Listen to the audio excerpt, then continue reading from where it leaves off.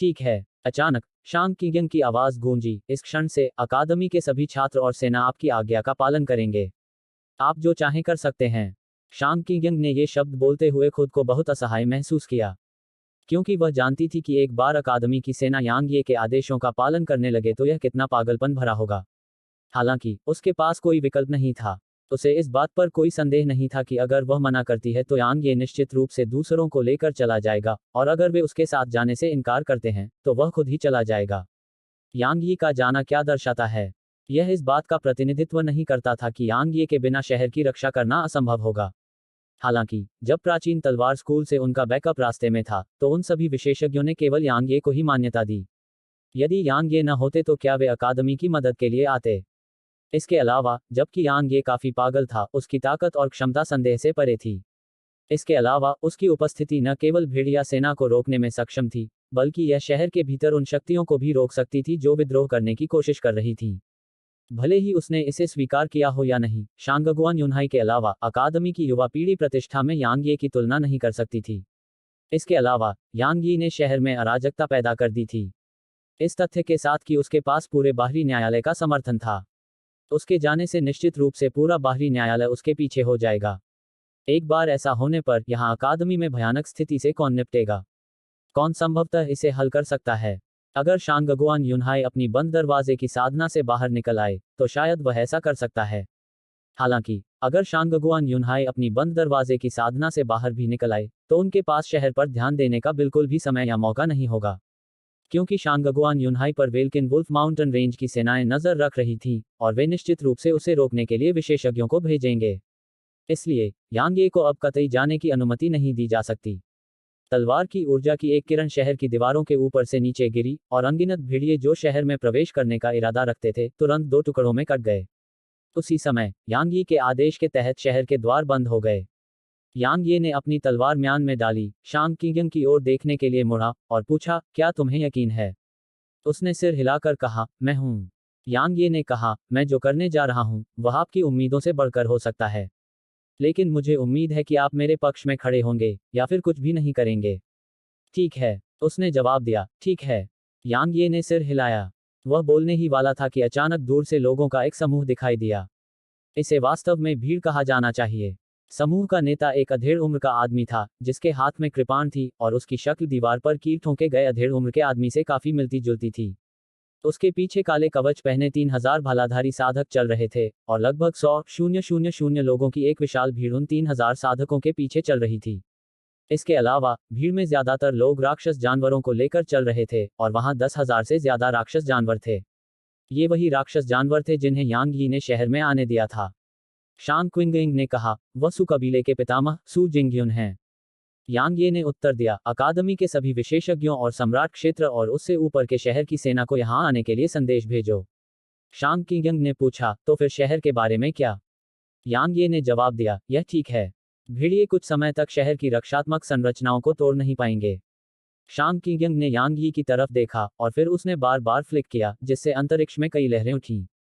मोनाक दायरे और उससे ऊपर के विशेषज्ञों को, जो सभी 4 शहर के दरवाजों की रखवाली कर रहे थे, यहां पहुंचने में ज्यादा समय नहीं लगा।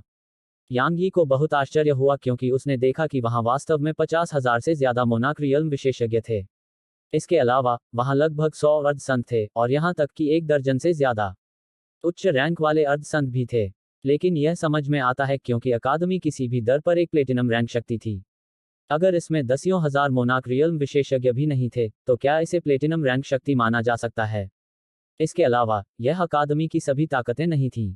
किसी और चीज का जिक्र न करें, सिर्फ उन 7 संतों ने ही सब कुछ साबित कर दिया। ओशन ऑफ क्लाउड्स सिटी को अकादमी का आधा आधार माना जा सकता है, लेकिन यह ओशन ऑफ क्लाउड्स अकादमी के संचालन का वास्तविक मुख्य आधार नहीं था। इसलिए भले ही इसका इरादा शहर की रक्षा करना हो, लेकिन यह अंत तक शहर की रक्षा नहीं करेगा। इसलिए जहां तक ही का सवाल है, उससे पहले के सभी विशेषज्ञ और यहां तक गुप्त दरबार के छात्र भी अकादमी की असली ताकत का प्रतिनिधित्व नहीं करते थे। इस क्षण से शहर के सभी छात्रों, बुजुर्गों, अभिभावकों और सैनिकों को प्रशिक्षक ये की आज्ञाओं का पालन करना है। किसी को भी उनकी अवज्ञा करने की अनुमति नहीं है। शांग किंगयंग की आवाज गूंज उठी। उनकी आंखों में घबराहट की झलक दिखी, लेकिन फिर भी उन विशेषज्ञों ने अंत में सिर हिला दिया। यांग ये ने शांग किंगयंग की ओर देखा। वह उसकी पहचान के बारे में काफी उत्सुक था। आखिरकार, अगर वह केवल एक साधारण आंतरिक दरबारी प्रशिक्षक थी, तो वह उन सभी को अपने आदेशों का पालन कैसे करवा सकती थी? क्योंकि उनमें से कई लोगों के पास उससे कहीं अधिक स्थिति और ताकत थी, जैसे कि उच्च पद के अर्धसंतों की। यांग ये के पास इसके बारे में ज्यादा सोचने का मूड नहीं था, क्योंकि सू जिंगयुन और अन्य लोग शहर की दीवारों से पहले ही आ गए थे। सू जिंगयुन ने दीवार पर कील से ठोके गए अधेड़ उम्र के आदमी पर नजर डाली, और फिर उसकी नजर यांग ये पर पड़ी। मुझे लगता है कि तुम अकादमी के नए प्रशिक्षक हो, ये यांग। बहुत बढ़िया, युवा वाकई महान हैं। यांग ये ने कहा, मुझे उम्मीद थी कि तुम तुरंत हमला कर दोगे। मैं ऐसा करने की हिम्मत कैसे कर सकता हूँ? सू शिंगयुन ने हंसते हुए कहा, तुमने अकेले ही लाखों भेड़ियों का वध किया, और तुमने अकेले ही पूरे गुप्त दरबार का वध कर दिया। मुझे डर है कि प्रीफेक्चर के 5 शीर्ष प्रतिभाशाली लोगों के अलावा कोई भी तुम्हारी ताकत का मुकाबला नहीं कर सकता। मेरे पास स्वाभाविक रूप से कुछ ताकत है, लेकिन मुझे डर है कि मैं तुम्हारे कुछ वार ही झेल पाऊंगा। मैं आज यहाँ अपने चाचा या अपने उस बेकार छोटे भाई का बदला लेने नहीं आया हूँ। मैं आज यहाँ केवल उन लोगों के लिए न्याय मांगने आया हूँ जिन्हें राक्षस जानवरों ने मार डाला है। तुम यहाँ न्याय मांगने आए हो? यांग ये थोड़ा स्तब्ध रह गया, और फिर वह मुस्कुराया, मैं वास्तव में उत्सुक हूँ कि तुम क्या कहना चाहती हो।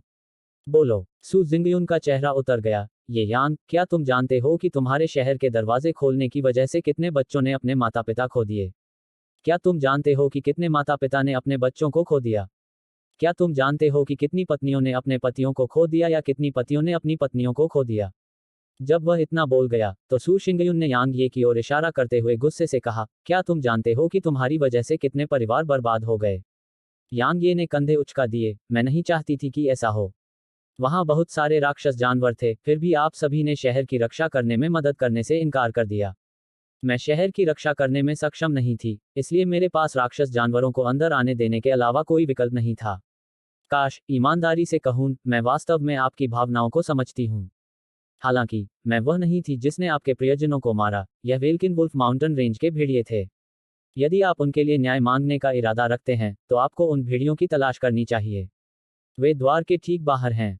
क्या आप चाहते हैं कि मैं आप सभी के लिए द्वार खोल दूं? सू जिंगयुन ने धीमी आवाज में कहा, वेल्किन वुल्फ कबीले के जानवर स्वाभाविक रूप से मौत के लायक हैं, लेकिन आपने उन्हें शहर में क्यों आने दिया? यांग ये ने जवाब दिया, राक्षस जानवर बहुत ज्यादा थे, लेकिन हम बहुत कम थे। हम उन्हें रोक नहीं पाए। तुम सब उन्हें रोक क्यों नहीं पाए? सू किंगयुन ने गुस्से में ये शब्द बोल दिए, और फिर जब उसने बोलना समाप्त किया तो उसके चेहरे का भाव थोड़ा बदल गया, क्योंकि उसे पता था कि उसने कुछ गलत कहा है। निश्चित रूप से, अकादमी के छात्रों और विशेषज्ञों के चेहरे उसकी बात सुनकर तुरंत उदास हो गए थे, और उनकी निगाहें उसके प्रति शत्रुतापूर्ण हो गई थीं। यहां तक कि शांग किंगयंग के चेहरे पर भी बहुत उदास भाव था। सू जिंगयुन स्थिति को बचाना चाहता था, लेकिन यांग ये ने अपना हाथ हिलाया और कहा, अपनी सांस बर्बाद मत करो। मेरे पास इस बकवास के लिए समय नहीं है। बोलते समय यांग ये ने सू शिंगयुन के पीछे खड़ी भीड़ की ओर इशारा करते हुए कहा, मेरी सबसे बड़ी खामी यह है कि मैं बहुत नर्म दिल का हूं, इसलिए यह मत कहो कि मैंने तुम सबको मौका नहीं दिया। अगर तुम अपना तरीका बदलने को तैयार हो, तो मैं ऐसे पेश आऊंगा जैसे कुछ हुआ ही ना हो। अगर तुम अभी आत्मसमर्पण नहीं करते, तो फिर तुम्हारे पास दूसरा मौका नहीं होगा, भले ही तुम इसके लिए भीख क्यों न मांग लो। ये यांग, मुझे मत बताओ कि तुम हम सभी को मारने का इरादा रखते हो। सू जिंगयुन ने ठंडी हंसी में कहा, मैं मानता हूं कि तुम्हारी ताकत वाकई स्वर्ग को चुनौती देने वाली है, लेकिन तो क्या? जब तक मेरा सू कबीला आदेश देता है, तब तक मैं शहर से कम 10 लाख लोगों को इकट्ठा कर पाऊंगा। क्या तुम इतने लोगों को मार भी सकते हो? बिल्कुल, ये यांग, चाहे तुम कितने भी ताकतवर क्यों न हो, क्या तुम हम में से इतने लोगों को मार सकते हो? अगर तुम मार भी सकते हो, तो क्या तुम हिम्मत करोगे? क्या तुम करोगे? ये यांग, तुमने मनमाने ढंग से राक्षस जानवरों को शहर में घुसने और शहर के निवासियों का वध करने की अनुमति दी।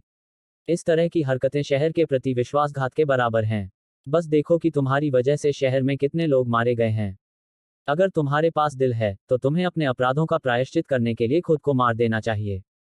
ये यांग को मार डालो। ये यांग को मार डालो। सू शिंगयुन के पीछे खड़ी भीड़ एक स्वर में चिल्ला उठी, उन्हें मार डालो, किसी को मत छोड़ो। यांग ये अचानक बोला। यहाँ मौजूद हर कोई थोड़ा स्तब्ध था, जिसमें सू जिंगयुन और अन्य लोग भी शामिल थे। इस समय, उन्हें लगा कि उनके कान ठीक से काम नहीं कर रहे हैं। यांग ये ने अकादमी की सेनाओं पर ठंडी नजर डाली और कहा, मैंने तुमसे उन्हें मारने के लिए कहा था। क्या तुम सब बहरे हो? इस बार, सभी ने उसकी बात स्पष्ट रूप से सुनी।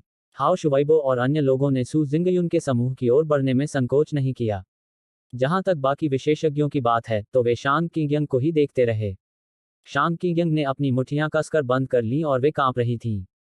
कुछ क्षण मौन रहने के बाद वह अचानक गुस्से से दहाड़ने लगी, मार डालो, मार डालो उन्हें, किसी को मत छोड़ो, मार डालो। इस समय उन्होंने सू जिंगयुन और अन्य पर हमला करने में संकोच नहीं किया। तुम सब, ये यांग, क्या तुम पागल हो? सू जिंगयुन भयभीत था। वह कैसे सोच सकता था कि यांग ये वास्तव में उन्हें मारने की हिम्मत करेगा। आखिरकार उसके पीछे 100,000 से ज्यादा लोग खड़े थे, और वह और भी ज्यादा लोगों को बुला सकता था। खासकर जब अकादमी के सेंट रियल्म विशेषज्ञ वेल्किन वुल्फ माउंटेन रेंज के विशेषज्ञ के साथ युद्ध में उलझे हुए थे, तो अकादमी के डीन भी उसके सू कबीले को छूने की हिम्मत नहीं कर सकते थे। हालांकि वह गलत था। सू कबीले की ताकत खराब नहीं थी, और इसमें बहुत बड़ी संख्या और काफी प्रभावशाली आभा भी थी। हालांकि जब अकादमी के विशेषज्ञों से तुलना की जाती है, नहीं, इसकी तुलना अकादमी के विशेषज्ञों से बिल्कुल भी नहीं की जा सकती। यह एक कत्लेआम था, एक संपूर्ण और नितांत कत्लेआम। भले ही यांग ये के पक्ष में सू शिंगयुन जितनी बड़ी संख्या नहीं थी, लेकिन यांग ये के पक्ष के विशेषज्ञों की ताकत सू शिंगयुन की सेनाओं से कहीं ज्यादा थी। खासकर तब जब यांग ये लगातार सू शिंगयुन के पक्ष के सर्वोच्च विशेषज्ञों का शिकार कर रहा था। इसलिए लड़ाई शुरू से ही एक तरफा थी। मिस शांग, मेरा सू कबीला अकादमी का एक वफादार समर्थक है। क्या आपको डर नहीं है कि इस तरह की हरकतें सभी को निराश कर देंगी? सू जिंगयुन ने भीड़ के बीच से चिल्लाकर कहा। शांग किंगयंग ने अपनी आंखें हल्की सी बंद कर लीं और उस पर कोई ध्यान नहीं दिया।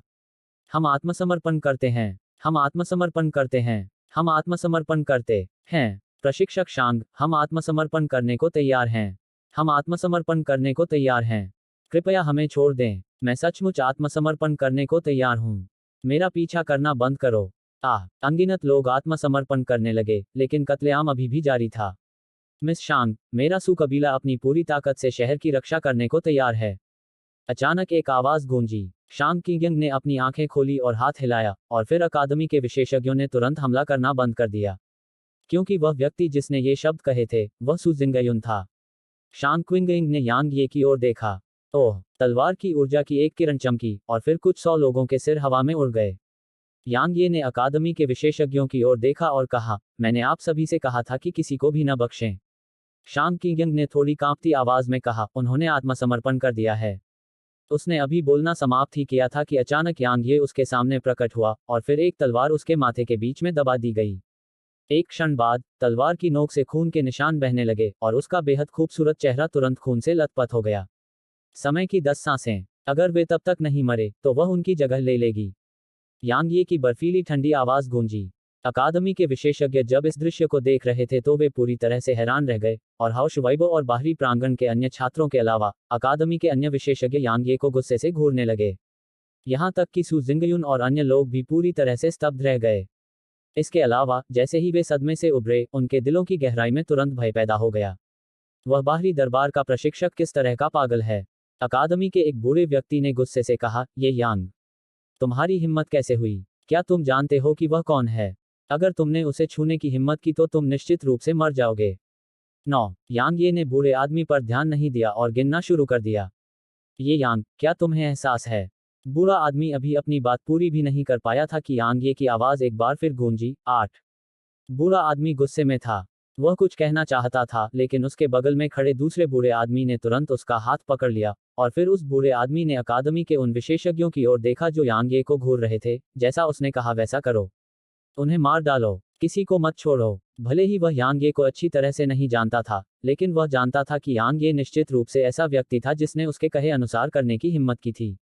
आखिर वह और क्या करने में असमर्थ था जब उसने पूरे गुप्त दरबार को नष्ट करने का साहस किया था। ये यांग, तुम कितने निर्दयी हो। मैं, सू जिंगयुन की उग्र आवाज लगातार गूंज रही थी। इस बीच दूर दूर से और भी लोग दौड़ते हुए आ रहे थे। सू जिंगयुन और दूसरे लोग उन लोगों को देखकर बहुत खुश हुए, क्योंकि वे लोग ही बैकअप थे जिन्हें उसने बुलाया था। अकादमी गद्दारों का सफाया कर रही है। अगर तुम मरना नहीं चाहते तो दूर रहो।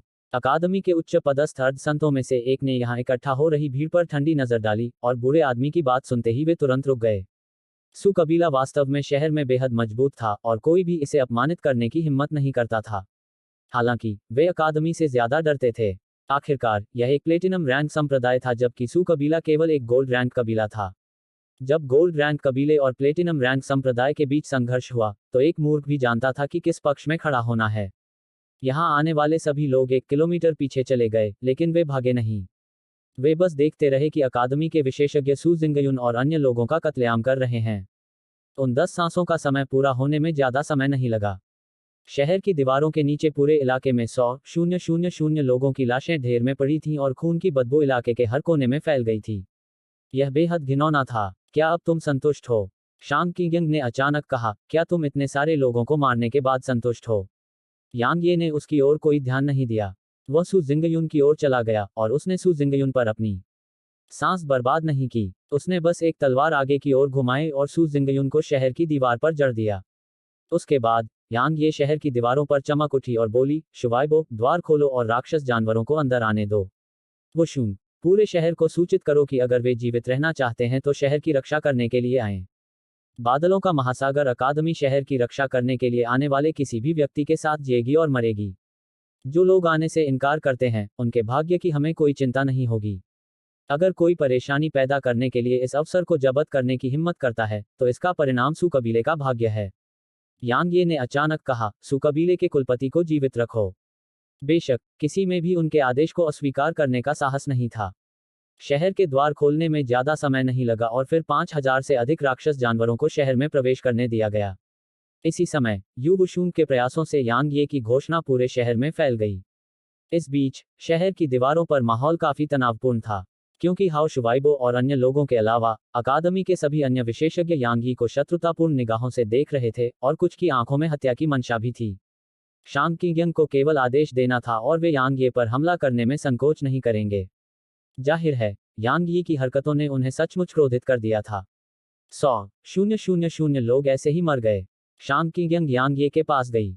इस समय उसका चेहरा अभी भी खून से लथपथ था। उन्होंने आत्मसमर्पण कर दिया। अगर हम रुक गए तो यह 100,000 की मदद पाने के बराबर होगा।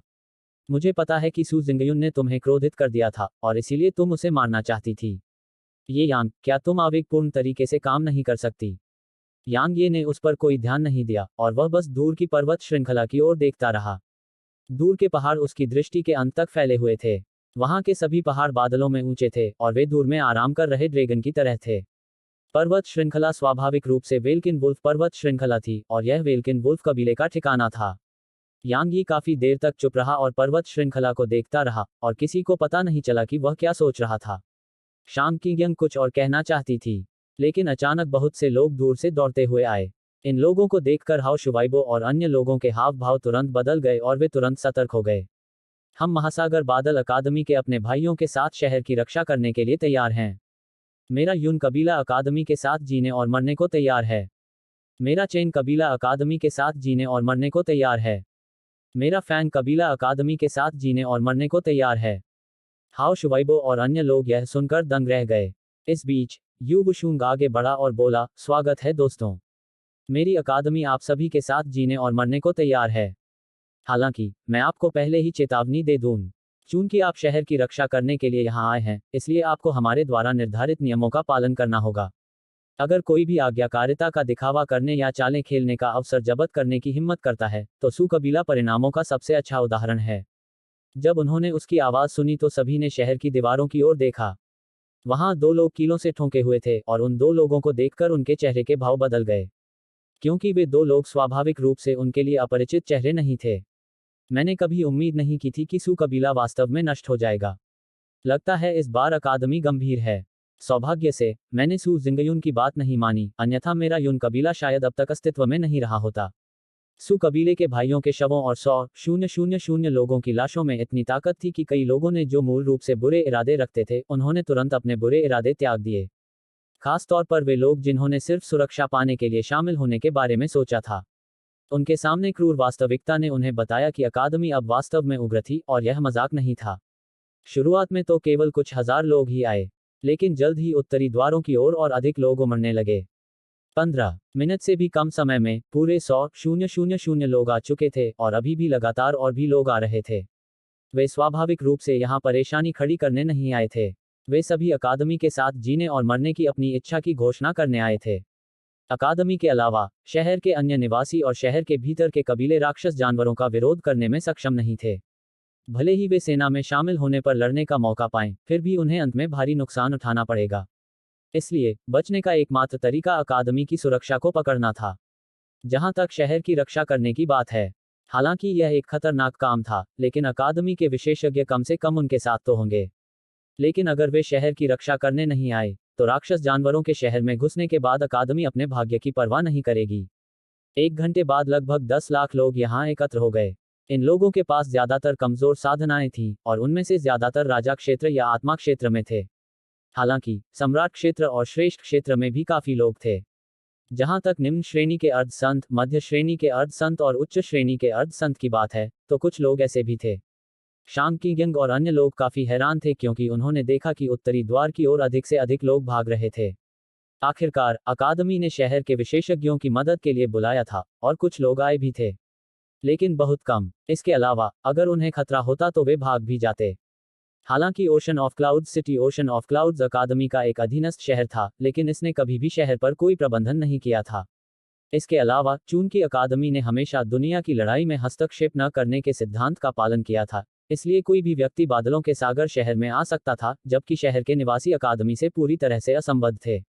उन्हें अकादमी के आदेशों का पालन करने की कोई जरूरत नहीं थी। इसलिए अकादमी केवल उनकी मदद के लिए कॉल कर सकती थी, और अकादमी उन्हें मदद करने का आदेश नहीं दे सकती थी।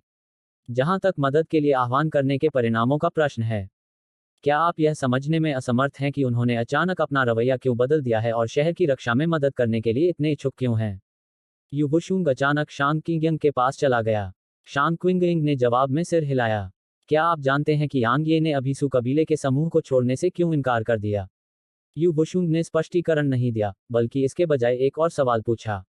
शांग किंगयंग ने धीमी आवाज में कहा, क्योंकि वह कोई अपमान बर्दाश्त नहीं कर सकता। यू वुशुंग ने हंसते हुए कहा, तुम गलत हो, बहुत गलत।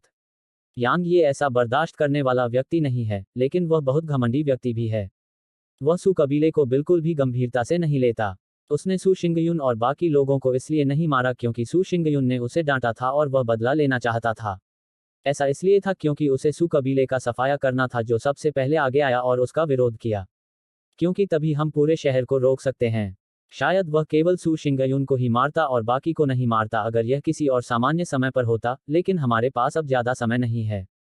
जब वह इस बिंदु तक बोल रही थी, तो यू वुशुंग ने नीचे की भीड़ की ओर इशारा करते हुए कहा, अगर हम उन्हें जल्दी से एक साथ नहीं ला पाए, तो जब शहर में घुसपैठ होगी और भीड़ या सेना प्रवेश करेगी, तो वे केवल अव्यवस्थित भीड़ बन जाएंगे, और जब वे बिना किसी नेतृत्व के होंगे, तो उनकी एकमात्र नियति मृत्यु होगी।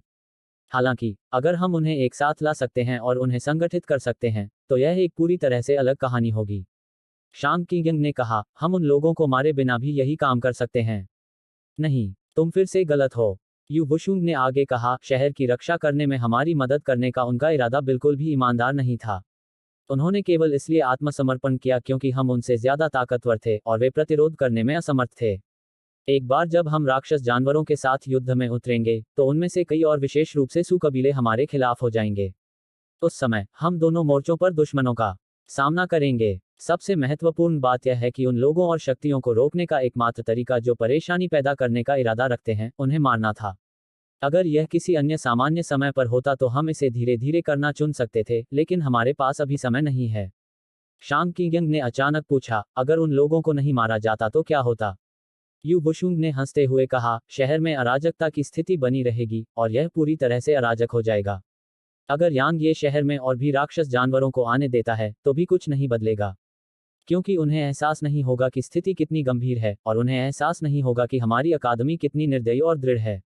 लेकिन एक बार जब हमने उन लोगों को मार दिया, तो उन्हें एहसास होगा कि अगर वे शहर की रक्षा करने में मदद करने से इनकार करते हैं, और अगर वे हमसे नाराजगी व्यक्त करने या हमारे साथ परेशानी की तलाश करने की हिम्मत करते हैं, तो हम राक्षस जानवरों को आने देते रहेंगे। फिर सू कबीले और उन 100,000 लोगों का भाग्य वही होगा जो उन्हें भुगतना होगा। शांग किंगयंग ने गहरी सांस ली और कहा, तो अगर वे जीवित रहना चाहते हैं, तो उनके पास हमारे साथ सेना में शामिल होने के अलावा कोई विकल्प नहीं है ना? यू वुशुंग ने सिर हिलाया। शांग किंगयंग ने कहा, उसने मुझे यह सब क्यों नहीं समझाया? क्योंकि वह तुम्हें अपना नहीं मानता। वह या तो उन लोगों की अवहेलना करता है या उन पर हमला करता है जिन्हें वह अपना नहीं मानता। यू वुशुंग आगे कहता है, दुर्भाग्य से तुमने दोनों ही चीजें झेली हैं। उसने न केवल तुम्हारी अवहेलना की है, बल्कि उसने तुम पर हमला भी किया है। शांग किंगयंग अवाक रह गई। टकराना। अचानक शहर की दीवारें उनकी आंखों के सामने ढह गईं। शहर में घुसपैठ हो चुकी थी और लाखों भेड़ियों की सेना उनके सामने थी। यह 300 मीटर से भी कम दूरी पर था। अध्याय 933 गठन को निष्क्रिय करें। द्वार खोलें। यह कुछ मिलियन भेड़ियों की सेना थी और उनमें से कई एक साथ दायरे और सम्राट दायरे में थे। भेड़ियों के विशाल आकार के साथ उन पर हमला करने वाले भयानक दबाव ने शहर के कई साधकों को कांपने पर मजबूर कर दिया। इसलिए कई लोगों ने वास्तव में पलायन की तैयारी शुरू कर दी थी।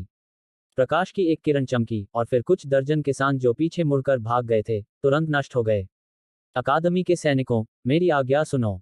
युद्ध से पहले भागने की हिम्मत करने वाले किसी भी व्यक्ति पर दया मत करो। यांग ये की भयानक आवाज एक वज्रपात की तरह गड़गड़ाहट की तरह थी और इसने भागने का इरादा रखने वाले कई लोगों को तुरंत मौके पर ही रोक दिया, क्योंकि अकादमी के विशेषज्ञ चारों ओर खड़े थे।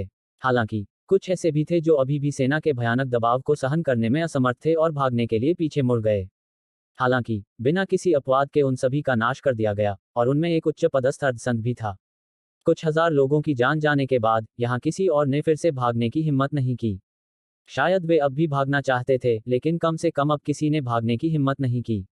अगर वे अकादमी के विशेषज्ञों के साथ लड़ने के लिए पीछे रह जाते तो शायद उनके बचने की संभावना होती, लेकिन अगर वे भाग जाते तो निश्चित रूप से उनकी मौत हो जाती, जब तक कि कोई नेतृत्व न कर ले। लेकिन क्या कोई ऐसा करने की हिम्मत कर सकता है? इसके अलावा जब वे शांत हो गए तो उन्हें समझ में आया कि यदि भेड़ियों की सेना अभी शहर पर हमला कर दे और अकादमी के विशेषज्ञ पीछे हट जाएं, तो वे क्या करेंगे? वे अकादमी की मदद के बिना भेड़ियों की सेना का विरोध करने में असमर्थ होंगे। शायद उनमें से उच्च पद के अर्धसंत बच निकल सकें, लेकिन साधना के उस क्षेत्र से नीचे के बाकी लोगों का क्या होगा? इसलिए जब उन्हें इसका एहसास हुआ तो उनमें से कई ने तुरंत भागने का इरादा त्याग दिया। सेना ने शहर में घुसने के बाद यांग यी और अन्य लोगों की ओर हमला नहीं किया और सेना के सामने कई भेड़ियों की आंखों में एक हैरान करने वाला भाव था। जाहिर है उन्हें उम्मीद नहीं थी कि शहर की दीवारों के पीछे 10 लाख से ज्यादा इंसान उनका इंतजार कर रहे होंगे। इसके अलावा ज्यादा से ज्यादा इंसान समूह में शामिल हो रहे थे। यांग ये आसमान में उछलकर नीचे भीड़ की ओर देखने लगा। देखा, यह भेड़ियों की सेना है। इस इलाके के अलावा पूरा शहर भेड़ियों की सेना से घिरा हुआ है। भागना है? नहीं, हमारे पास भागने के लिए कहीं नहीं है। बचने का एकमात्र तरीका है मारना, तब तक मारना जब तक कि वे पीछे न हट जाएं। जब उसने इतना कहा तो यांग ये के चेहरे पर एक क्रूर भाव उभर आया। मैं पहले ही स्पष्ट कह दूं, अगर तुमने भागने की हिम्मत की तो मैं अकादमी के विशेषज्ञों को शहर छोड़ने का आदेश दूंगा। मैं हमेशा अपना वचन निभाता हूं। यांग यी की बात सुनकर उनके हाव भाव बदल गए और फिर वे पीले पड़ गए। वे कल्पना कर सकते थे कि यदि अकादमी के विशेषज्ञ चले गए तो उनका क्या हश्र होगा। अगर कोई भागने की हिम्मत करता है तो मैं उसे मारने वाला पहला व्यक्ति बनूंगा। हम अकादमी के साथ जीने और मरने को तैयार हैं। प्रशिक्षक, ये शहर में जीवन और मृत्यु की स्थिति है, इसलिए आप आवेग में आकर कोई कदम नहीं उठा सकते। चिंता मत करो, मेरा मो कबीला सबसे पहले उन सभी पर हमला करेगा जो युद्ध के दौरान भागने की हिम्मत करेंगे। जो भी भागने की हिम्मत करेगा हम उसका सफाया कर देंगे। यहाँ अनगिनत लोगों ने अपना रुख स्पष्ट कर दिया क्योंकि उन्हें बहुत डर था कि यांग यी आवेग में आकर अकादमी के विशेषज्ञों को शहर छोड़ने का आदेश दे देंगे। खास तौर पर शहर के कबीले, उनकी नींव शहर में ही रखी गई थी। इसलिए एक बार जब शहर में सेंध लग गई तो भले ही वे बच निकलने में कामयाब हो गए, लेकिन वे उस नींव को खो देंगे जो उन्होंने शहर में बनाई थी। इसलिए उनके कबीले निश्चित रूप से गिरावट का सामना करेंगे। इसलिए वे शहर में सेंध लगने की अनुमति बिल्कुल नहीं दे सकते थे। शांग किंगयंग ने अचानक कहा, वे अतीत में ऐसे नहीं थे। यू वुशुंग ने ठंडी हंसी में कहा, केवल दुष्ट ही दुष्टों से निपट सकते हैं। अकादमी अतीत में बहुत सहिष्णु थी। मैं इसे इस तरह समझाता हूँ, यदि महासागर का बादल शहर दाओ आदेश के अधीन था तो क्या वे शहर छोड़ने और लड़ने के दाओ आदेश को अस्वीकार करने की हिम्मत करेंगे? मेरी राय में अकादमी को नश्वर दुनिया के संघर्षों में भाग न लेने का नियम नहीं बनाए रखना चाहिए। चूंकि यह नश्वर दुनिया के मामलों से पूरी तरह से अलग नहीं रह सकता है, इसलिए इसके पास दुनिया के साथ विलय करने के अलावा कोई विकल्प नहीं है। तभी अकादमी फिर से ऐसी शर्मनाक स्थिति में पड़ने से बच सकती है। शांग क्विंगइंग चुप रहे। इस बीच भेड़ियों की सेना अचानक लगभग 1 किलोमीटर पीछे हट गई और फिर वे केंद्र में अलग हो गए। बहुत देर नहीं लगी जब एक सुनहरा लबादा पहने आदमी उनकी नजरों के सामने आया। वह आदमी एक बड़े भेड़िए पर सवार था और जब यांग यी ने उस बड़े भेड़िए को देखा तो उसकी आंखें तुरंत सिकुड़ गईं, क्योंकि यह एक उच्च कोटि का अर्धसंत था। सोने के वस्त्र पहने हुए आदमी ने विशाल भेड़िए को शहर की दीवारों तक पहुंचाया और फिर उसकी नजर दीवार के उस हिस्से पर पड़ी जो अभी भी बरकरार था। वहां एक व्यक्ति और एक भेड़िया था। यह स्वाभाविक रूप से स्काई डिवाइन हॉल से पीले वस्त्र पहने हुए आदमी और सफेद भेड़िया था। वे दोनों अभी जीवित थे, लेकिन वे मृत्यु के कगार पर थे। बहुत समय बीतने के बाद सोने की पोशाक पहने आदमी ने अपनी नजर हटा ली और फिर उसने यांग ये को देखा और कहा, यह मेरे वेल्किन वुल्फ कबीले के निर्णय में एक गलती थी। हमने कभी उम्मीद नहीं की थी कि अकादमी में तुम्हारे जैसा प्रतिभाशाली व्यक्ति होगा या यह तुम्हारे अस्तित्व को इतनी अच्छी तरह से छिपाएगा, और हमने कभी नहीं सोचा था कि तुम वास्तव में शहर के इन सभी कायर मनुष्यों को एक साथ लाने में सक्षम हो पाओगे। मुझे वास्तव में यह सब उम्मीद नहीं थी। मानव, तुम्हारा नाम क्या है? ओशन ऑफ क्लाउड्स अकादमी के बाहरी कोर्ट प्रशिक्षक, ये यांग। यांग ये चमक कर सामने आया और सोने के लबादे वाले आदमी से सिर्फ 300 मीटर की दूरी पर रुक गया। मुझे लगता है आपको वेल्किन वुल्फ डेमन किंग के बेटों में से एक होना चाहिए, है ना? सोने के लबादे वाले आदमी ने जवाब दिया, मैं लैन जियाओ का सबसे बड़ा भाई हूँ। शांग किंग और अकादमी के कुछ उच्च पदस्थ अर्ध संतों के हाव भाव उसकी बात सुनकर एकदम बदल गए। शांग किंग तुरंत यांग ये के पास गई और अपने चेहरे पर गंभीर भाव के साथ बोली, वह वेल्किन वुल्फ माउंटेन रेंज पर सेंट दायरे के नीचे सबसे मजबूत अस्तित्व है और उसे यंग वेल्किन वुल्फ किंग कहा जाता है। तुम्हें उससे लड़ते समय बिल्कुल भी लापरवाही नहीं करनी चाहिए। इस बीच सुनहरे वस्त्र पहने व्यक्ति ने दीवार पर ठोंके गए पीले वस्त्र पहने व्यक्ति की ओर इशारा करते हुए पूछा, क्या तुम जानते हो कि वह कौन है? यांग ये ने जवाब दिया, ऐसा लगता है कि उसने कहा है कि वह लोकियान शियाओ का छोटा भाई है। सुनहरे वस्त्र पहने व्यक्ति ने कहा, तुम्हें पता था फिर भी तुमने ऐसा करने का साहस किया। यांग ये ने हंसते हुए कहा, मुझे लगता है कि आपको अपने छोटे भाई की चिंता करनी चाहिए। वह केवल अपनी कमजोरी को ही दोष दे सकता है। सोने के लबादे वाले आदमी ने उदासीनता से कहा, बेशक, मैं उसका बदला लूंगा। जैसे ही सोने के लबादे वाले आदमी ने बोलना समाप्त किया, अनगिनत चीखें लगातार गूंजने लगीं। आसपास का वातावरण और फिर अनगिनत भेड़िए पर्वत श्रृंखला से बाहर निकल आए। यांग यी के पीछे खड़ी भीड़ के चेहरे के भाव एक बार फिर बदल गए जब उन्होंने यह दृश्य देखा, क्योंकि वहां वाकई बहुत सारे भेड़िए थे। सोने की पोशाक पहने आदमी ने कहा, हमने बादलों के सागर शहर पर बहुत समय बर्बाद कर दिया है। अब हम और समय बर्बाद नहीं करना चाहते, इसलिए चलो अभी परिणाम तय करते हैं। सोने के लबादे पहने आदमी के पीछे भेड़िए इकट्ठा होते जा रहे थे और पूरी जमीन लगातार हिल रही थी। 15 मिनट से भी कम समय में उत्तरी द्वार के बाहर सेना 3 मिलियन से बढ़कर लगभग 6 मिलियन हो गई थी और यह अभी भी बढ़ रही थी। जहां तक की बात है तो वहां केवल लगभग 3 मिलियन साधक थे। अंतर सचमुच बहुत बड़ा था। सुनहरे वस्त्र पहने व्यक्ति ने कहा, मानव, ऐसा लगता है कि तुम्हारे पक्ष में बहुत कम लोग हैं। क्या ऐसा है? यांग ये ने ठंडी हंसी में कहा, गठन को निष्क्रिय करो। द्वार खोलो। शांग किंग और अन्य लोग थोड़ा स्तब्ध थे और हैरान भाव से यांग ये को देख रहे थे। यांग ये ने शांग किंग और अन्य लोगों की ओर ठंडी नजर से देखा और फिर उसने कहा, मैंने कहा था कि संरचना को निष्क्रिय कर दो और दरवाजे खोल दो। क्या तुमने मेरी बात नहीं सुनी? शांग किंग कुछ कहना चाहती थी, लेकिन यू वुशुंग ने तुरंत कुछ विशेषज्ञों को कार्रवाई के लिए बुलाया। शहर के चारों ओर की सभी संरचनाओं को निष्क्रिय करने में ज्यादा समय नहीं लगा और शहर के सभी द्वार खोल दिए गए। उत्तरी द्वार के अलावा भेड़ियों की सेना ने अन्य तीनों द्वारों से भी शहर में प्रवेश किया। कत्लेआम शुरू हो गया। पूरे शहर में चीख पुकार गूंज उठी। आप वास्तव में क्या करने की कोशिश कर रहे हैं? शांग किंग यांग ये के पास गया और लगभग चिल्लाने लगा। यांग ये ने उसकी ओर कोई ध्यान नहीं दिया। इसके बजाय उसने भेड़ियों की सेना को देखा। इस समय भेड़ियों की सेना लगभग 8 मिलियन की थी और उनके द्वारा उत्सर्जित भयानक आभा कुछ ऐसी थी जिसे रोकना उसकी तलवार की मंशा के लिए भी मुश्किल था।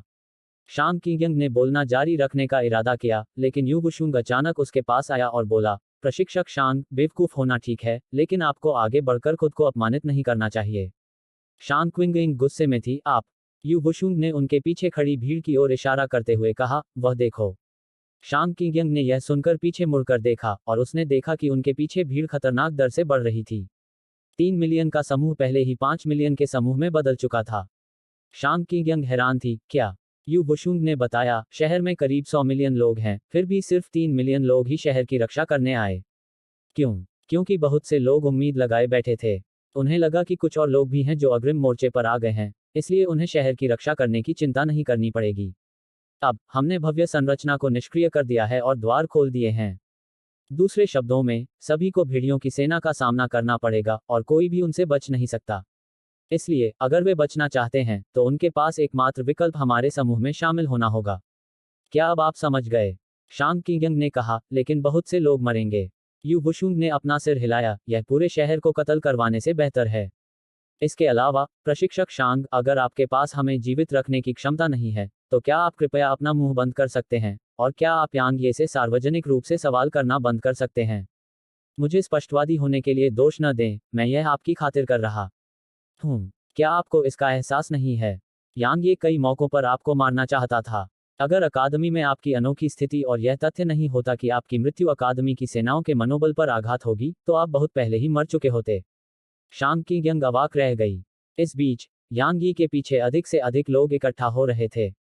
उन्हें एक समूह में बढ़ने में ज्यादा समय नहीं लगा, जो वेल्किन वुल्फ माउंटेन रेंज के भेड़ियों की सेना से भी बड़ा था, और उसके पीछे लगभग 10 मिलियन साधक थे। आखिर पूरे शहर में सिर्फ उत्तरी दरवाजा ही सुरक्षित था। तो फिर शहर के लोग उत्तरी दरवाजे की तरफ पागलों की तरह क्यों न भागें? सोने के लबादे पहने आदमी ने यांग ये को बहुत देर तक देखा, और फिर उसने कहा, मानव, तुम वाकई साहसी और दृढ़ निश्चयी हो। दुर्भाग्य से यह सब व्यर्थ है, क्योंकि जब तक तुम मरोगे, तब तक ये सभी लोग एक पल में ही ढह जाएंगे। जैसे ही सुनहरे वस्त्र पहने व्यक्ति ने बोलना समाप्त किया, उसकी आकृति हवा में उछल गई, और फिर एक विशाल सुनहरा भेड़िया, जिसने आकाश को ढक लिया था, उत्तरी द्वार के बाहर हवा में प्रकट हुआ। यह लो, विशाल भेड़िए ने मानव भाषा में बात की, और फिर एक विशाल सुनहरा पंजा आसमान से उतरा। विशाल पंजे से एक भयानक दबाव बरसा, और इसने यांग यी के पीछे खड़े लगभग 10 लाख लोगों को जमीन पर दबा दिया। जहां तक ही के तीसरे स्तर के स्वर्ग रैंक तलवार के इरादे से बने अवरोध की बात है, तो वह दबाव से तुरंत नष्ट हो गया। इसमें स्वर्ग और पृथ्वी की आभा थी। अध्याय 934। आप इसे आजमा कर क्यों नहीं देखते? केवल इस हमले से यांग ये को यह निर्धारित करने की अनुमति मिली कि सोने के लबादे वाले आदमी की ताकत लैन जियो से कहीं अधिक बेहतर थी, क्योंकि इसमें स्वर्ग और पृथ्वी की आभा थी। स्वर्ग और पृथ्वी की आभा क्या थी? यह स्वर्ग और पृथ्वी की ऊर्जा का उपयोग करके एक शक्तिशाली आभा और दबाव बनाने का कार्य था। यह कुछ ऐसा था जो केवल संत क्षेत्र में साधक की शक्ति से या कुछ विशेष तकनीकों का उपयोग करके पूरा किया जा सकता था, जैसे कि दिव्य रैंक तकनीक या किसी अन्य प्रकार की विशेष दिव्य तकनीक। हालांकि सोने के वस्त्र पहने आदमी ने केवल अपना पंजा घुमाया था, फिर भी उसने एक भयानक दबाव बनाया था जो स्वर्ग और पृथ्वी की आभा के बराबर था। यह केवल शारीरिक शक्ति से निर्मित हुआ है। लैन जियो का भौतिक शरीर बेहद मजबूत था, लेकिन यह इस स्तर तक नहीं पहुंचा था। यांग ये ने इसका विरोध करने के लिए अपनी तलवार की मंशा का इस्तेमाल नहीं किया, क्योंकि तीसरे स्तर की स्वर्ग रैंक की तलवार की मंशा भले ही भयानक थी, लेकिन यह सांसारिक सीमाओं से परे नहीं थी। इसलिए यह सोने के लबादे वाले आदमी की आभा का विरोध करने में पूरी तरह से असमर्थ थी। यांग ये ने अपने बाएं हाथ में प्राचीन म्यान को कसकर पकड़ रखा था, और उसने अपने दाहिने हाथ में अपनी तलवार की मूठ पकड़ रखी थी। उसके भीतर की गहन ऊर्जा प्राचीन म्यान में उमड़ पड़ी। उसी समय उसकी तीसरी स्तर की स्वर्ग रैंक वध की मंशा और तीसरी स्तर की स्वर्ग रैंक तलवार की मंशा उसकी मुट्ठी में तलवार की म्यान में पागलपन की हद तक उमड़ पड़ी। ओह! यांग यी की मुट्ठी में मौजूद प्राचीन म्यान हिलने लगा और उसके भीतर से चमकदार रोशनी की किरणें निकलने लगीं। देखते ही देखते इसने यांग यी के आसपास के कुछ 100 मीटर के क्षेत्र को कवर कर लिया। यांग यी इस लड़ाई को हारने का जोखिम नहीं उठा सकता था, क्योंकि एक बार उसने ऐसा किया, तो उसके पीछे के सभी लोग निश्चित रूप से भाग जाएंगे। उस समय जब तक कोई संत आगे ना आए, अन्यथा शहर विनाश से बच नहीं पाएगा। स्लैश! यांग ये की आवाज अचानक गूंजी, और फिर तलवार की ऊर्जा की एक शानदार किरण आकाश में उड़ी, साथ में तलवार की चीख भी थी। यह एक ऐसा हमला था जिसमें 25 अतिव्याप्त हेवन रेंज का इस्तेमाल किया गया था। दरअसल यांग ये इससे पहले सिर्फ 20 ओवरलैप्ड हेवन रेंज को अंजाम दे सकता था, लेकिन अब वह मोनाक दायरे के उच्च पद पर पहुंच चुका था, इसलिए उसकी ताकत बहुत बढ़ गई थी। इस तरह अब वह 25 हेवन रेंज को ओवरलैप कर सकता था। 25 ओवरलैप्ड हेवन रेंज कितने मजबूत थे? क्रिटिकल स्ट्राइक तकनीक, तीसरे स्तर के हेवन रैंक स्वॉर्ड इंटेंट और तीसरे स्तर के हेवन रैंक स्लॉटर इंटेंट द्वारा प्रदान की गई वृद्धि के तहत तलवार की ऊर्जा को सबसे मजबूत हमला कहा जा सकता है जिसे उसने हेवन रेंट के साथ कभी भी निष्पादित किया था। उस दिन उसके द्वारा निष्पादित किए गए असली हेवन रेंट के अलावा अंतरिक्ष तलवार की ऊर्जा की किरण के सामने कागज के टुकड़े की तरह कमजोर था और उसके सामने पूरी तरह से ढह गया। तलवार की ऊर्जा के पीछे कई लंबी स्थानिक दरारें थीं जो हवा में उछलीं और बहुत ऊपर दिखाई दी। यांग ये की तलवार की ऊर्जा यहां हर किसी की आंखों के सामने विशाल पंजे से टकराए। एक क्षण का मौन छा गया। टकराना। विशाल पंजा हिंसक रूप से हिला, जबकि तलवार की ऊर्जा की अनगिनत लंटें आकाश से बाहर निकलीं और उन्होंने तुरंत आकाश को ढक दिया। स्वर्ग रैंक के दो प्रकार के इरादे। बुरा नहीं है, दुर्भाग्य से यह पर्याप्त नहीं है। सोने के लबादे वाले आदमी की आवाज आसमान में गूंज उठी, और फिर उसके ठीक बाद एक बड़ा विस्फोट हुआ, जब सुनहरे प्रकाश की एक किरण आसमान से नीचे गिरी और तुरंत यांग ये के ऊपर आ गई। ओह! यांग ये ने तेजी से अपनी तलवार खींची और एक बार फिर वार किया। तलवार की ऊर्जा की एक किरण आसमान में उछली और सुनहरी रोशनी की किरण से टकराए।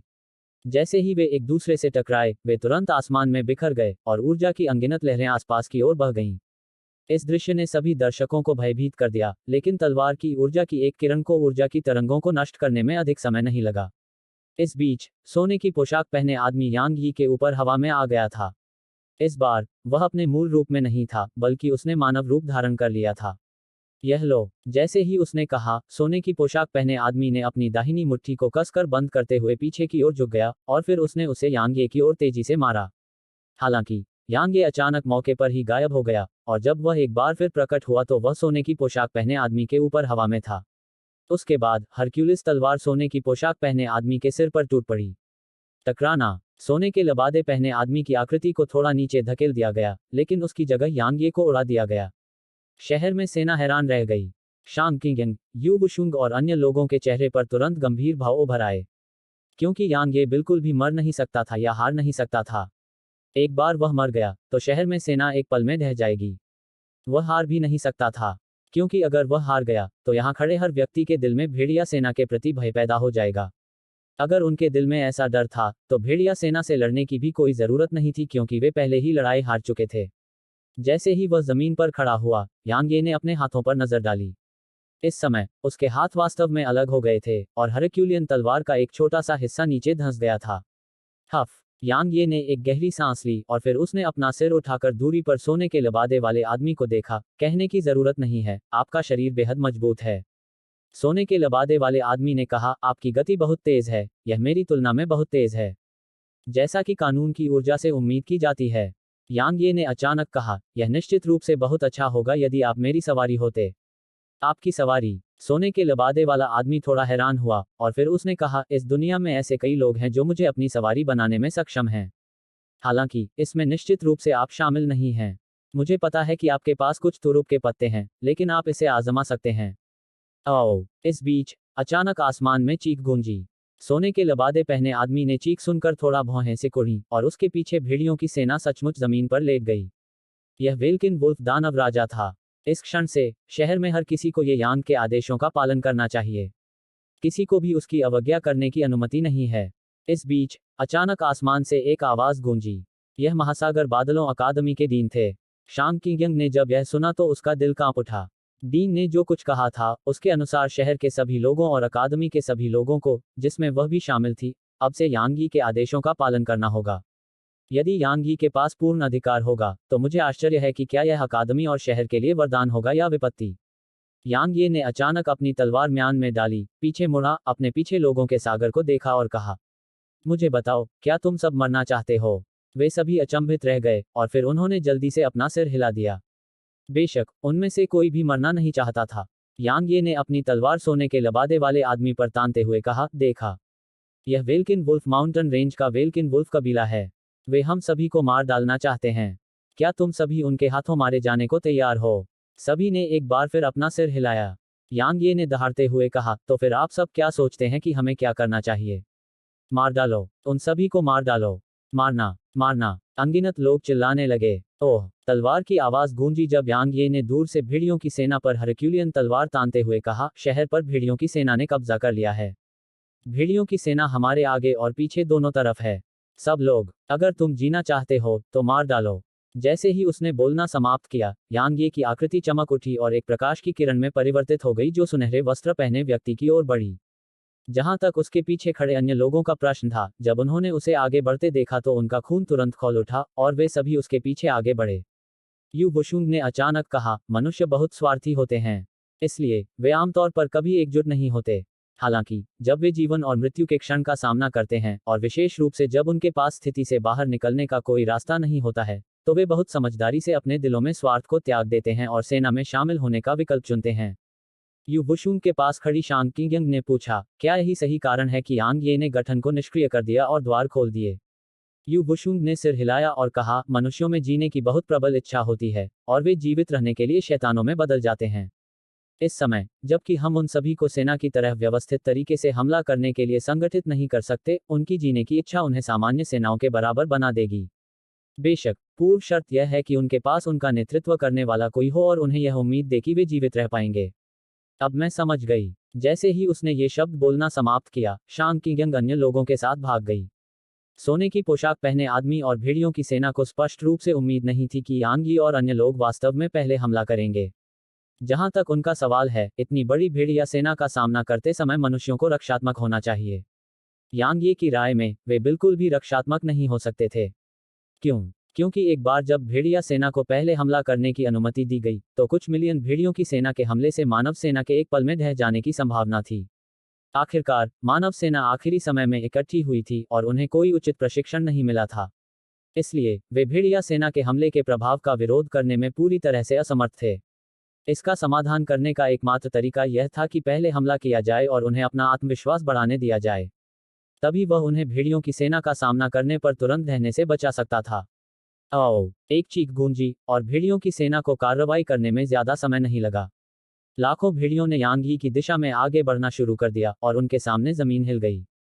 जैसे ही भेड़ियों ने हमला करना शुरू किया, उनके द्वारा उत्सर्जित भव्य आभा ने तुरंत उस आभा को दबा दिया जो यांग यी के पक्ष ने उनके हमले के दौरान बनाई थी।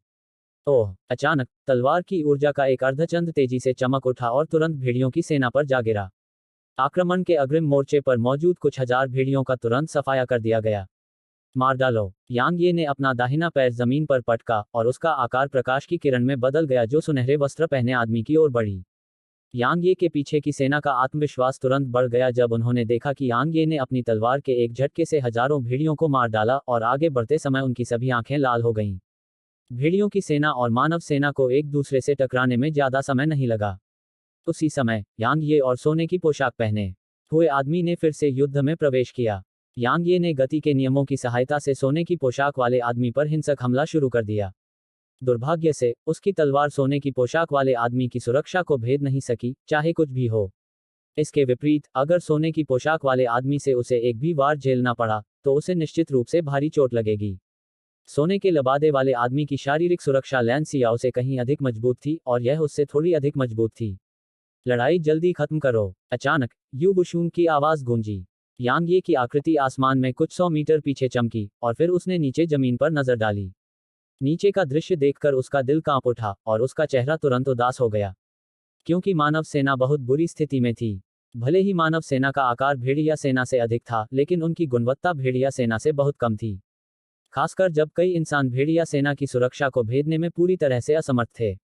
इसलिए, मानव सेना को भयानक नुकसान उठाना पड़ सकता है। सुनहरे वस्त्र पहने आदमी ने कहा, मैंने तुमसे कहा था, तुम शहर की रक्षा नहीं कर पाओगे। यांग ये ने अचानक कहा, क्या तुम्हें याद है कि मैंने पहले क्या कहा था? सुनहरे वस्त्र पहने आदमी ने थोड़ा भौहें से कुर्री, क्या? यांग ये ने उत्तर दिया, मेरी सवारी बनो। सुनहरे वस्त्र पहने आदमी के मुंह के कोनों पर उपहास की एक झलक उभरी, आप एक बार कोशिश क्यों नहीं करते? ऐसा ही हो। जैसे ही उसने बोलना समाप्त किया, यांग ये वहीं गायब हो गया। हालांकि, कुछ ही क्षण बाद उसका शरीर उड़ गया। अध्याय 935 में बाहरी प्रांगण से सभी का वध करूंगा। इस दृश्य को देखकर मानव सेना भयभीत हो गई। यांग ये मर गया, ऐसा विचार यहाँ हर किसी के मन में आया था। सौभाग्य से, यांग यी ने बलपूर्वक उसकी आकृति को हवा में ही रोक दिया, और इससे उन्हें तुरंत राहत की सांस लेने का मौका मिला। शांग किंग ने भी राहत की सांस ली। इस समय, यांग ये को पूरी सेना की रीढ़ माना जा सकता था, और अगर वह मर गया, तो उसे कोई संदेह नहीं था कि सेना का मनोबल एक पल में टूट जाएगा। उस समय, उनकी सेना बिना जवाबी हमले की क्षमता के कत्ल कर दी जाएगी। इसलिए, यांग ये अभी किसी भी दुर्घटना को सहन नहीं कर सकता था। लड़ाई बस एक पल के लिए रुकी, और फिर मनुष्यों और भेड़ियों को एक बार फिर से लड़ाई शुरू करने में ज्यादा समय नहीं लगा। इस समय, वे सभी हत्या करने के इरादे से भरे हुए थे, और वे भेड़ियों की सेना पर पागलों की तरह हमला कर रहे थे। जबकि मानव सेना गुणात्मक रूप से भेड़िया सेना से कमतर थी, आकार के मामले में यह बहुत बड़ी बढ़त थी क्योंकि शहर में मानव साधक अभी भी लगातार भाग रहे थे। इसलिए, अभी उनकी सेना में लगभग 15 मिलियन साधक थे। इसके अलावा, लोग अभी भी यहाँ भाग रहे थे। गुणवत्ता के स्थान पर मात्रा की क्षतिपूर्ति के कारण, यद्यपि मानव सेना अभी भी वंचित स्थिति में थी, फिर भी वह कम से कम भेड़िया सेना से लड़ने में सक्षम थी। यांग यी और सुनहरे वस्त्र पहने आदमी के बीच हवा में लड़ाई बंद हो गई थी। इस समय, यांग ये की हालत बहुत खराब बताई जा सकती थी।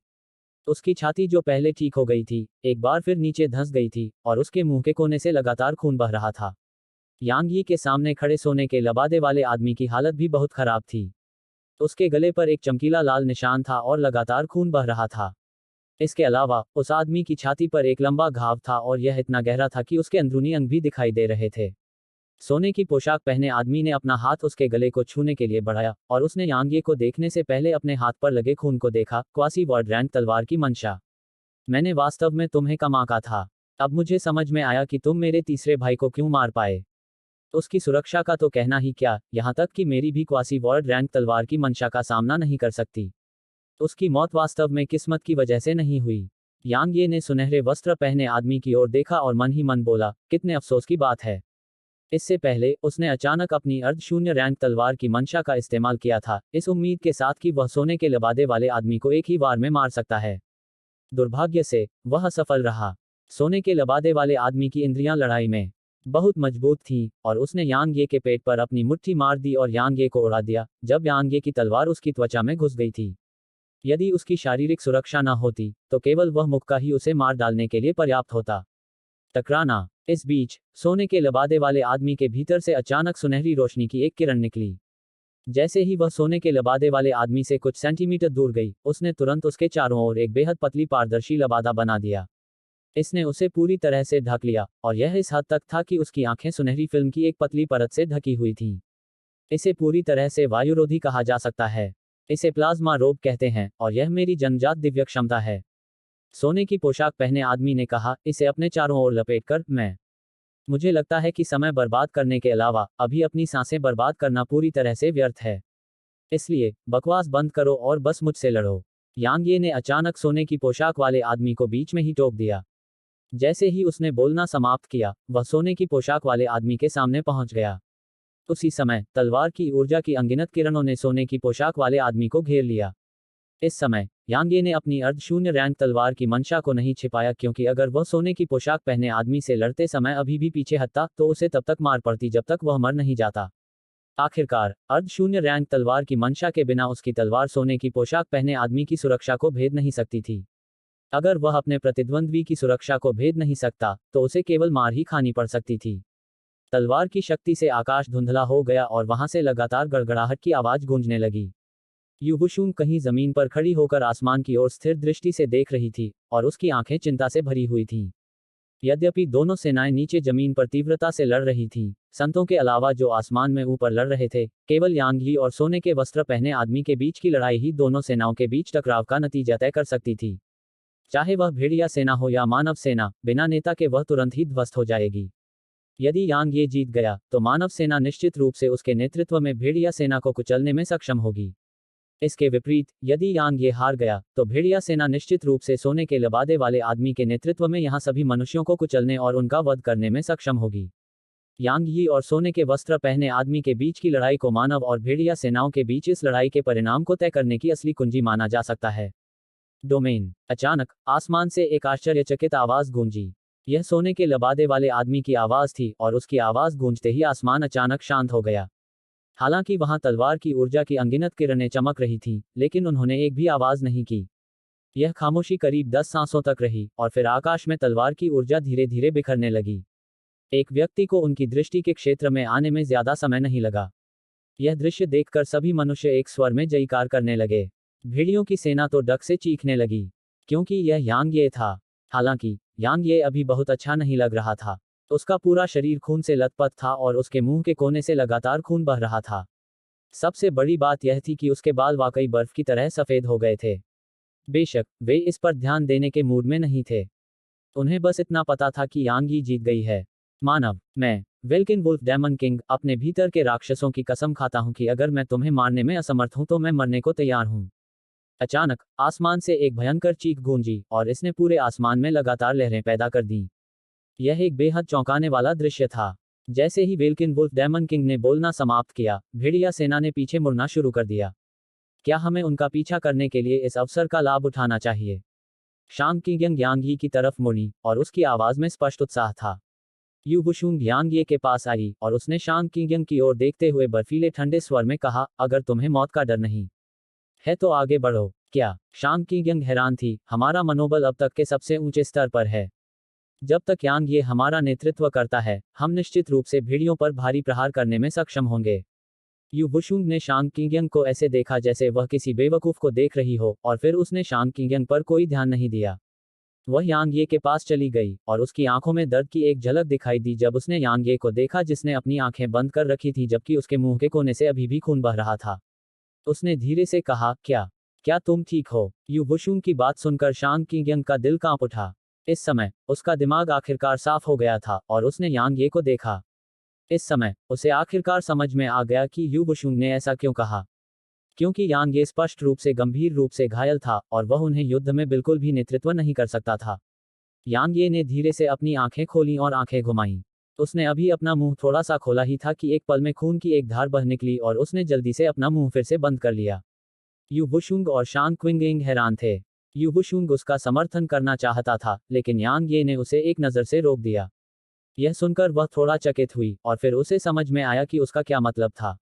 इस समय नीचे से अनगिनत आंखें उसे देख रही थीं। अगर उन्हें पता चल जाए कि यांग ये गंभीर रूप से घायल हो गया है, तो यह निश्चित रूप से उनके मनोबल पर आघात होगा और शायद कुछ दुर्भावनापूर्ण इरादे वाले लोग परेशानी खड़ी करने के लिए तैयार हो जाएं। इसलिए यांग ये को ऐसा व्यवहार करना पड़ा जैसे कि वह पूरी तरह से ठीक है। इस तरह वह उनका मनोबल बनाए रख सकता था, उनका आत्मविश्वास बढ़ा सकता था और भेड़िया सेना और दुर्भावनापूर्ण इरादे वाले अन्य लोगों को रोक सकता था। लगभग 10 मिनट बीतने के बाद यांग ये धीरे धीरे जमीन पर उतरे और यू बुशुंग और शान क्विंगिंग उनके साथ थे। वह कुछ क्षण वहीं खड़ा रहा और फिर शहर की ओर चल पड़ा। ये यांग, ये यांग, ये यांग, अनगिनत लोग जयकारे लगाने लगे। 10 मिलियन से ज्यादा लोगों को एक साथ जयकार करते देखना कितना शानदार था। यांग ये मुस्कुराया और सिर हिलाकर शहर की ओर चल पड़ा। लेकिन असल में वह रोना चाहता था। अंत में उसने स्वर्ण वस्त्रधारी व्यक्ति को दबाने और युद्ध में विजय प्राप्त करने के लिए तलवार क्षेत्र और अर्धशून्य रैंक तलवार के इरादे पर भरोसा किया था। हालांकि उसने इसके लिए बहुत बड़ी कीमत चुकाई थी। उसने जो पहली कीमत चुकाई वह उसका जीवनकाल था। साधना के उनके क्षेत्रों में अंतर के कारण उसका तलवार क्षेत्र स्वर्ण वस्त्रधारी व्यक्ति को पूरी तरह से दबा नहीं सका। इस प्रकार उसे स्वर्ण वस्त्रधारी व्यक्ति की शक्ति को सहन करने में तलवार क्षेत्र की अक्षमता से गंभीर प्रतिक्रिया का सामना करना पड़ा। इस प्रतिक्रिया के कारण उनका जीवन काल आधे वर्ष से भी कम रह गया। यदि वह 6 महीने में अर्धसंत क्षेत्र को प्राप्त नहीं कर सका, तो उसे जमीन में दफना दिया जाएगा। इसके अलावा यह कहा जा सकता है कि सोने के लबादे वाले आदमी के अंतिम प्रतिशोध से वह चोटों से ढका हुआ था। किसी भी मामले में उसके आंतरिक अंग अलग हो गए थे और यहाँ तक उसके अंदर की कई हड्डियां भी टूट गई थीं। यह कहा जा सकता है कि अभी उसे जो चोटें लगी थीं उनकी गंभीरता हेवनरेंट के वास्तविक रूप को निष्पादित करने से लगी चोटों से कुछ कम ही थी। हालांकि उसे ऐसा व्यवहार करना पड़ा जैसे कि वह भी ठीक है। सौभाग्य से उसने भारी कीमत चुकाई थी, लेकिन उसे कुछ लाभ भी प्राप्त हुआ था और वह लाभ सोने के वस्त्र पहने हुए व्यक्ति की लाश के रूप में था। यू बुशुंग कई मौकों पर यांग ये के फिगर को सहारा देना चाहती थी जब वह उसके बगल में चलती थी, लेकिन उसने खुद को ऐसा न करने के लिए मजबूर किया।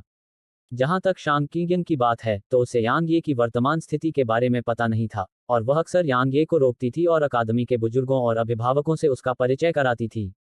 इस बात ने यांग ये के मुंह के कोनों को अनगिनत बार हिला दिया था। शांग किंगयंग को यह समझने में ज्यादा समय नहीं लगा कि कुछ तो गड़बड़ है, क्योंकि यू बुशुंग उसे जानलेवा निगाहों से घूर रहा था और उसने यांग ये को दूसरों से मिलवाने की हिम्मत नहीं जुटाई। जब वे नगर में प्रवेश करने ही वाले थे, तो अचानक एक व्यक्ति भाला लेकर नगर के प्रवेश द्वार पर प्रकट हुआ। यांग यी ने जब उस आदमी को देखा तो उसके चेहरे पर तुरंत सतर्कता का भाव आ गया, क्योंकि उसे उस आदमी की हत्या की मंशा का आभास हो गया था। जहां तक शांग किंगयंग की बात है, वह बहुत खुश हुई और बोली कि अनफान, तुम अपनी बंद दरवाजे की साधना से उभर आए हो। उस आदमी ने उसकी ओर कोई ध्यान नहीं दिया और वह बस यांग ये को देखता रहा और बोला, तुम मेरे गुप्त दरबार के सभी सदस्यों को मार डालोगी। शांग किंगयंग के हाव भाव थोड़े बदल गए। वह कुछ कहना चाहती थी, लेकिन उस आदमी ने अपना हाथ हिला दिया। यह तुम्हें ही होना चाहिए। आंख के बदले आंख, दांत के बदले दांत। चूंकि तुमने मेरे गुप्त दरबार से सभी को मार डाला है, इसलिए मैं तुम्हारे बाहरी दरबार से सभी को मार डालूंगा। जैसे ही उसने बोलना समाप्त किया, उसने तेजी से अपना भाला यांग ये की ओर घुमाया। Star piercer. आदमी के भाले के चारों ओर का स्थान तुरंत टूट गया। उसी समय उसके भाले की नोक अंतरिक्ष को भेदती हुई तुरंत यांग ये के सामने आ गई। यांग ये के हाव भाव थोड़े बदल गए। ताकत जुटाना तो दूर, अपनी मौजूदा हालत में उसके लिए हिलना भी मुश्किल था। बेशक वह मौत के आने का इंतजार नहीं कर सकता था। वह अपने भीतर की गहन ऊर्जा को बलपूर्वक प्रसारित करने ही वाला था कि अचानक उसे लगा कि उसका हाथ पकड़ा जा रहा है और फिर उसमें से बहुत ज्यादा ताकत निकली। यांग ये ने तुरंत कुछ कदम पीछे खींच लिए, जबकि एक छोटी और नाजुक आकृति उसके सामने खड़ी थी। यह यू बुशुंग था। टकराना। भाला उसके शरीर से टकराया। उसकी आंखें तुरंत चौड़ी हो गईं, जबकि उसके होठों के बीच से खून की कुछ बूंदें छलक आईं। उसके बाद भाले की जबरदस्त ताकत ने उसे यांग ये की बाहों में उड़ा दिया और फिर यांग ये को उसके साथ कुछ 100 मीटर दूर उड़ा दिया। अध्याय 936। यांग यी पूरी तरह से पागल हो गया है। वुशुंग। यू बुजियाओ का चेहरा तुरंत भयानक रूप से पीला पड़ गया जब उसने यह दृश्य देखा, और वह एक पागल औरत की तरह यांग ये और यू बुशुंग की ओर बढ़ी। इस बीच फैंग बुचाओ और अन्य लोग अपने सदमे से उबर गए। सभी बाहरी दरबार के छात्र क्रोधित हो गए और उन्होंने गु कियानफान पर हमला कर दिया। यह केवल फेंग बुचाओ और अन्य लोगों की ही बात नहीं थी, यहाँ कई अन्य साधक भी बहुत क्रोधित थे और वे फेंग बुचाओ के समूह के साथ आगे बढ़े। गु कियानफान की आंखें सिकुड़ गईं जब उसने उन्हें अपनी ओर बढ़ते देखा और उसकी आंखों में क्रूरता की झलक दिखाई दी। वह हमला करने ही वाला था कि शांग किगयंग अचानक गु कियानफान और दूसरों के बीच आ खड़ी हुई और वह गुस्से से बोली, तुम सब रुक जाओ। आसपास के साधकों ने तुरंत रुक कर देखा। आखिरकार शांग किगयंग अकादमी से थी और वे सार्वजनिक रूप से उसके खिलाफ जाने की हिम्मत नहीं कर सकते थे। हालांकि फेंग बुचाओ और अन्य लोग नहीं रुके और उन्होंने गु कियानफान की ओर बढ़ना जारी रखा। बस मर जाओ। गु कियानफान की आंखों में एक क्रूर भाव चमक उठा और उसका भाला फेंग बुचाओ और अन्य लोगों की ओर बढ़ गया। प्रकाश की एक चाप फैली और इसने समूह के सामने बाहरी कोर्ट के छात्रों को तुरंत मार डाला, जबकि फेंग बुचाओ, ली माओजेन और कुछ अन्य जो तुलनात्मक रूप से मजबूत थे अभी भी प्रभाव से उड़ गए और जमीन पर पटक दिए गए। एक ही हमले में बाहरी प्रांगण के सभी छात्र पराजित हो गए। यहाँ सभी लोग आश्चर्यचकित थे। क्या बकवास है। गु कियानफान की आंखों में तिरस्कार की एक झलक उभरी और वह एक और हमला करने वाला था। हालांकि शांग किगयंग उसके सामने प्रकट हुई और उसके चेहरे पर एक उदास भाव के साथ उसे देखा। गु कियानफान, तुम क्या कर रहे हो? मैं क्या कर रहा हूँ? वह ठंडी हंसी हंसा, प्रशिक्षक शांग, मेरे गुप्त दरबार के सभी लोगों को ये यांग ने मार डाला, फिर भी आप मुझसे पूछ रहे हैं कि मैं यहाँ क्या कर रहा हूँ? क्या यह सचमुच हंसने लायक बात नहीं है? शांग क्विंगिंग ने एक गहरी सांस ली और कहा, गु कियानफान, मैं समझती हूँ कि तुम कैसा महसूस कर रही हो, लेकिन इसमें कोई परंतु नहीं है। गु कियानफान ने उसे बीच में रोका और कहा, आंख के बदले आंख। मैं उसे और पूरे बाहरी कोर्ट को अपनी जान से इसकी कीमत चुकाने पर मजबूर कर दूंगा। जैसे ही उसने यह कहा, गु कियानफान की आकृति यांग ये की ओर चमक उठी। रोको उसे। शांग किगयंग ने गुस्से से दहाड़ते हुए उसकी ओर हमला किया। जहां तक अकादमी के अन्य विशेषज्ञों की बात है, तो उन्होंने जैसे ही गु कियानफान की आवाज सुनी, वे तुरंत उसकी ओर दौड़ पड़े। इस बीच यांग यी ने आखिरकार जमीन से रेंगने के लिए बहुत ताकत लगाई थी और फिर उसने तुरंत आसपास के माहौल पर नजर डाली। अंत में उसकी नज़र जमीन में एक छोटे से गड्ढे पर पड़ी जो उससे बहुत दूर नहीं था। यांग ये एक पल के लिए स्तब्ध रह गया और फिर उसने अपनी दोनों हथेलियां जमीन पर पटकी और खुद को उस छोटे से गड्ढे के किनारे पर धकेल दिया। गड्ढे के भीतर एक छोटी लड़की सिकुड़ी हुई थी और वह निश्चित रूप से युबशुंग थी। यांग यी का चेहरा एकदम पीला पड़ गया जब उसने उसे देखा, क्योंकि वह सांस नहीं ले रही थी। वह मर गई। यांग ये काफी स्तब्ध था और वह गड्ढे में नाजुक आकृति को देखने से पहले जमीन पर गिर गया। वह मर गई, बस ऐसे ही। वह मेरे लिए मर गई। यांग ये के सफेद बाल धीरे धीरे लाल होने लगे थे। सिर्फ उसके बाल ही लाल नहीं हो रहे थे, बल्कि उसकी आंखें भी तेजी से लाल हो रही थीं। सिर्फ 2 सांसों में ही उसके बाल पूरी तरह से खून के रंग के हो गए थे, जबकि उसकी आंखें लाल हो गई थीं, और ऐसा लग रहा था जैसे वे खून से बनी हों। यांग ये की आंखों से धीरे धीरे आंसू की धारा टपकने लगी। वे भी रक्त लाल थे। यांग यी के भीतर से लाल रोशनी की किरणें लगातार बाहर निकलने लगी और इससे प्रकाश का एक रक्त लाल स्तंभ बन गया जो आकाश में फैल गया। इस बीच खून की आभा चारों ओर फैल गई और इसके साथ ही हत्या करने का भयानक इरादा भी था। उसके आसपास के 3 किलोमीटर के इलाके में लोग भयभीत थे क्योंकि कई लोग वास्तव में अपना दिमाग खोने लगे थे और उनकी आंखें लाल हो गई थीं, जबकि वे हत्या करने का इरादा भी प्रकट कर रहे थे। गुरु, इसे तुरंत बंद करो। तुलनात्मक रूप से अधिक मजबूत दिमाग और ताकत वाले कई साधक जल्दी से जोर से चिल्लाए क्योंकि आसपास के कई लोगों ने वास्तव में एक दूसरे पर हमला करना शुरू कर दिया था। हालांकि यांग ये ने रुकने से मना नहीं किया, बल्कि उसके द्वारा उत्सर्जित लाल प्रकाश और भी मजबूत होता गया। यह आकाश को चीरता हुआ आकाश को रक्त के लाल रंग में रंग देता था। उसी समय हत्या करने का इरादा और भी मजबूत होता जा रहा था और कई अर्धसंतों पर वास्तव में इसका असर हुआ। वे भी अपना दिमाग खोने लगे और कुछ तुलनात्मक रूप से कमजोर अर्धसंतों ने दूसरों पर हमला करना भी शुरू कर दिया था। यह पुनर्तः अराजकता थी। इस बीच शांग किगयंग और अन्य लोगों ने हिलना बंद कर दिया था और वे आश्चर्य से यांग ये को देख रहे थे। इस समय यांग ये का पूरा शरीर लाल हो गया था, जबकि उसके भीतर से लाल रोशनी और हत्या के इरादे की अनगिनत किरणें विस्फोटक रूप से निकल रही थीं। लाल रोशनी ने न केवल पूरे आकाश को कवर किया, बल्कि उसके चारों ओर 3 किलोमीटर का क्षेत्र भी भर दिया, जिससे उस क्षेत्र का स्थान भी रक्त लाल हो गया। जहां तक हत्या की मंशा का सवाल है, वह इतनी प्रबल थी कि शांग किगयंग और अन्य लोग भी प्रभावित हो गए। यह अर्ध शून्य रैंक वध इरादा है। शांग किगयंग ने आश्चर्य से यांग ये को देखा। उसने कल्पना भी नहीं की थी कि वह वास्तव में अर्ध शून्य रैंक तलवार इरादे को प्राप्त करेगा। हर एक प्रकार के इरादे का प्रभाव वास्तव में अलग अलग था। उदाहरण के लिए, तलवार का इरादा तलवार की ऊर्जा को मजबूत कर सकता है और यह दूसरों को भी दबा सकता है और रोक सकता है। जहां तक वध के इरादे की बात है, यह दूसरों के दिमाग को प्रभावित कर सकता है और उन्हें वध की मशीन बनने के लिए अपना दिमाग खोने का कारण बन सकता है। इसके अलावा वे वध के इरादे से नियंत्रित भी हो सकते हैं। इसलिए जब तक उनके भीतर हत्या करने का इरादा न हो, वे लोग जिनके पास हत्या करने का इरादा भी है और जिनका दिमाग और ताकत कमजोर है, वे निश्चित रूप से इसके नियंत्रण में आ जाएंगे। यही कारण है कि स्वर्ग स्तर से भी अधिक घातक हत्या की मंशा इतनी भयावह थी। यह सिर्फ तलवार चलाने या हत्या करने का इरादा नहीं था। जब तक किसी भी प्रकार का इरादा स्वर्ग रैंक को पार कर जाता, तब तक यह अत्यंत भयानक शक्ति रखता। गु कियानफान के चेहरे पर भी एक बहुत ही गंभीर भाव था। हालांकि वह बहुत ताकतवर था, लेकिन उसने स्वर्ग के पद को पार करने वाले इरादों को कम करके आंकने की हिम्मत नहीं की। गु कियानफान की आंखें सिकुड़ गईं क्योंकि उसने देखा कि यांग ये के भीतर से लाल रोशनी लगातार निकल रही थी। जबकि यांग ये की हत्या की मंशा लगातार मजबूत होती जा रही थी, और फिर उसकी आंखों में एक भयंकर चमक चमक उठी। वह एक पल के लिए चुप रहा और अचानक उसने अपना दाहिना पैर जमीन पर पटक दिया, और उसका आकार एक प्रकाश की किरण में बदल गया जो यांग ये की ओर बढ़ गई। शांग किगंग और अन्य लोग भयभीत थे, और जब तक वे अपने सदमे से उभरे, तब तक उसे रोकना बहुत देर हो चुकी थी। क्योंकि गु कियानफान पहले से ही यांग ये के सामने था। उसी समय उसके भाले में भयानक ताकत थी जो यांग ये के सिर की ओर जा रही थी। इस हमले की ताकत बहुत भयानक थी और इसके आसपास का स्थान भी टुकड़ों में बिखर गया। इससे भाला एक ब्लैक होल की तरह दिखाई देने लगा और यह बहुत ही आश्चर्यजनक था। इसके अलावा भाले में स्वर्ग रैंक के दूसरे स्तर का भाला भी था। जैसे ही वह दुर्जय भाला दिखाई दिया, यांगे के आसपास का स्थान वास्तव में उसके प्रभाव में विकृत होने लगा। फेंग बुचाओ और अन्य लोग यह दृश्य देखकर भयभीत हो गए, लेकिन वे कुछ भी करने में असमर्थ थे। वे केवल यह देख सकते थे कि गु कियानफान का भाला यांग ये के सिर के करीब और करीब कैसे आ रहा था। मर जाओ। गु कियानफान की आंखों में एक क्रूर भाव था और उसने अचानक अपने हाथ में भाला घुमा दिया। भाला तुरंत यांग ये के माथे के बीच में आ गया। हालांकि यांग ये ने अचानक अपनी आंखें खोली जब वह उसे छेदने ही वाला था। एक पल में उसकी आंखों से लाल रोशनी की एक किरण निकली और भाला हिंसक रूप से कांपने लगा। उसके बाद यहाँ मौजूद हर कोई देख रहा था कि भाला वास्तव में मुड़ गया, और इसे मुड़ने में बस एक सांस से भी कम समय लगा। उसी समय गु कियानफान की सर्वोच्च द्वितीय स्तर की स्वर्ग रैंक भाला मंशा बिना किसी निशान के तुरंत गायब हो गई थी। गु कियानफान आश्चर्यचकित था और पीछे हटने वाला था, लेकिन अचानक एक अदृश्य शक्ति ने उस पर लाखों पहाड़ों की तरह दबाव डाला और इससे उसका दम घुटने लगा।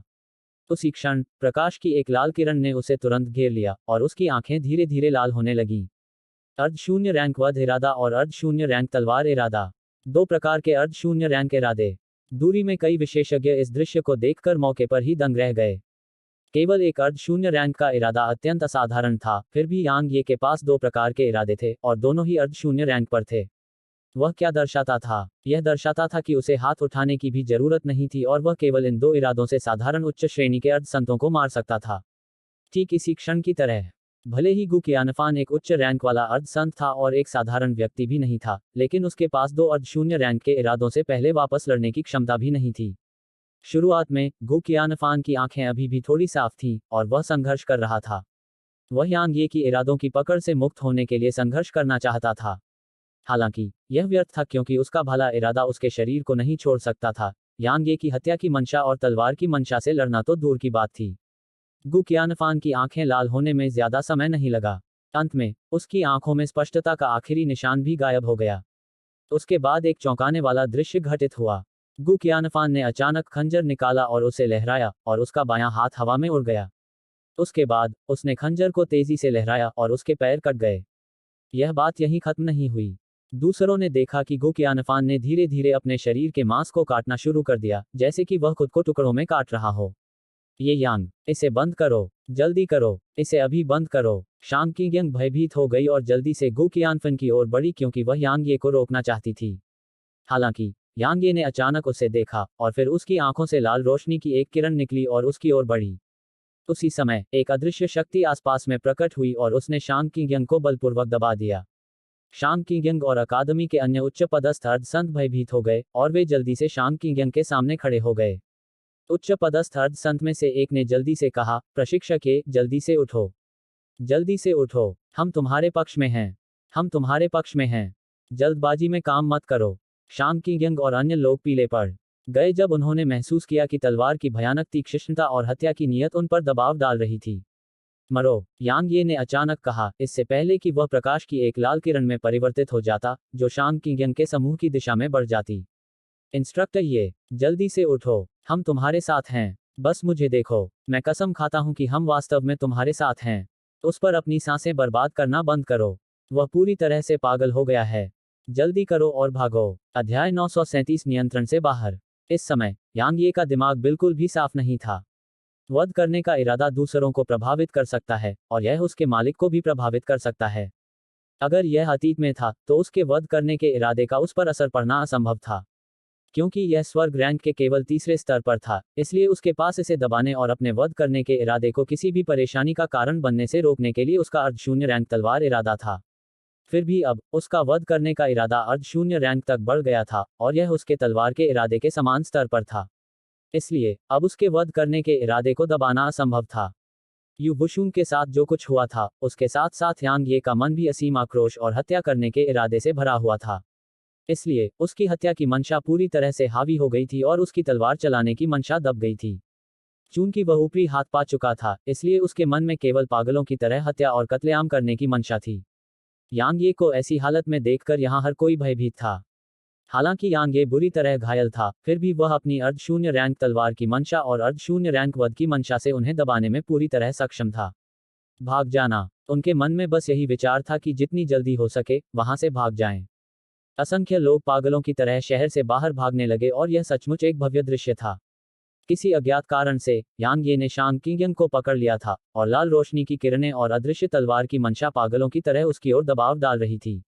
शांग किंगयंग बहुत डर गई थी। वह किसी और चीज पर ध्यान नहीं दे पा रही थी और वह भी भाग जाना चाहती थी।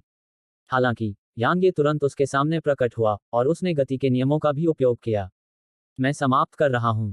यह विचार उसके दिमाग में अभी आया ही था कि तभी एक लाल किरण उस पर आकर टिक गई और फिर उसकी आंखें एकदम से लाल हो गईं।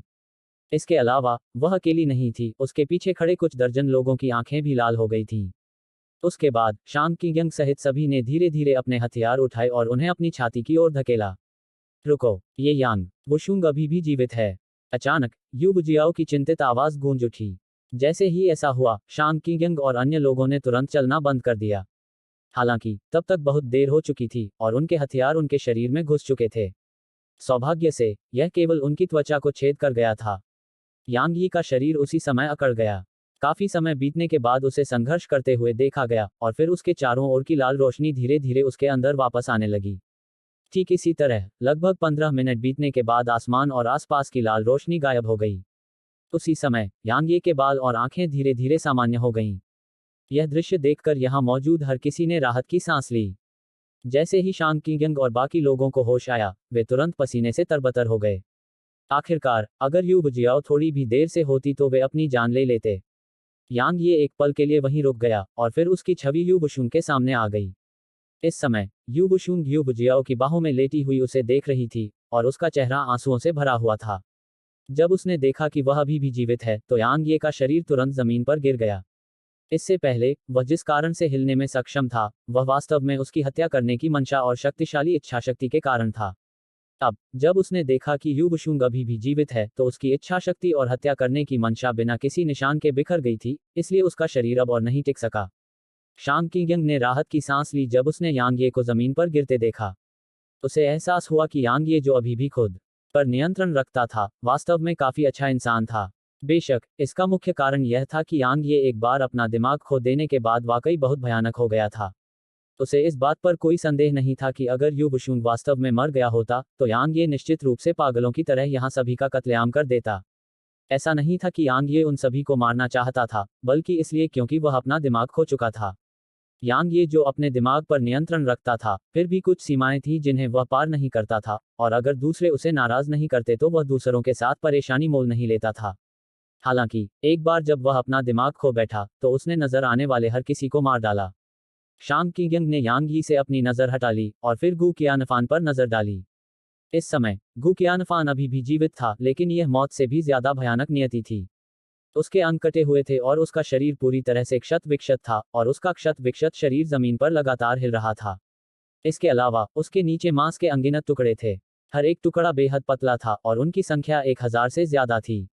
इस समय वह पूरी तरह से होश में था और वह असीम आक्रोश से भरी निगाहों से यांग ये को घूर रहा था। शांग किंगयंग को देखने में उसे काफी समय लग गया और उसकी आंखों में थोड़ी सी याचना भरी नजर थी। इस समय मृत्यु उसके लिए मुक्ति का एक रूप थी।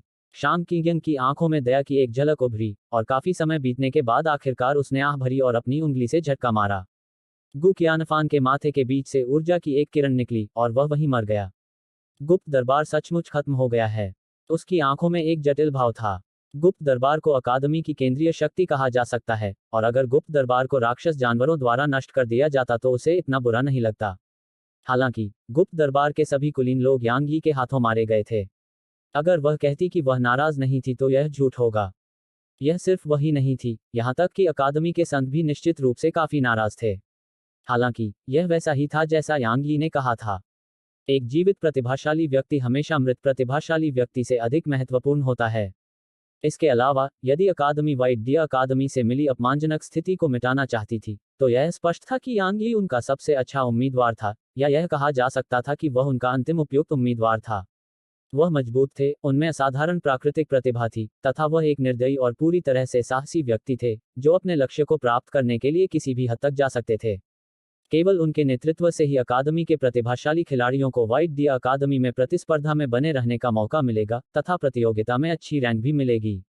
वह इस बात से बहुत स्पष्ट रूप से अवगत थी कि वाइड्य अकादमी की प्रतियोगिता में एक अच्छा रैंक प्राप्त करने का अकादमी के लिए क्या मतलब है। इसका मतलब था कि अकादमी के सेंट्रल डिवाइन प्रीफेक्चर में वापस लौटने की बहुत संभावना थी। अगर वह ऐसा कर सकती है, तो गुप्त दरबार को खोने की बात तो दूर, 10 गुप्त दरबारों को खोना भी एक योग्य कीमत होगी। आखिरकार, एक बार जब वह सेंट्रल डिवाइन प्रीफेक्चर में वापस आ सकती है, तो वह तुरंत गुप्त दरबार के मुकाबले 10 गुना कुलीन लोगों को बढ़ावा दे सकती है। आखिरकार, केंद्रीय दिव्य प्रांत में अनगिनत प्रतिभाएं थीं। अंत में, अकादमी अब तक यांग ये को बर्दाश्त करने में सक्षम थी। इसका मुख्य कारण यह था कि वह उसका उपयोग करना चाहती थी। अकादमी को बुरी नीयत वाला नहीं कहा जा सकता, क्योंकि इस दुनिया में मुफ्त भोजन जैसी कोई चीज नहीं है। अगर कोई कुछ प्राप्त करना चाहता है, तो उसे उसके अनुरूप कीमत चुकानी पड़ती है। इसके अलावा, क्या यांग ये भी अकादमी का उपयोग नहीं कर रहा था? चाहे वह कोई भी दुनिया हो, सब कुछ लाभ और हितों पर निर्भर करता था।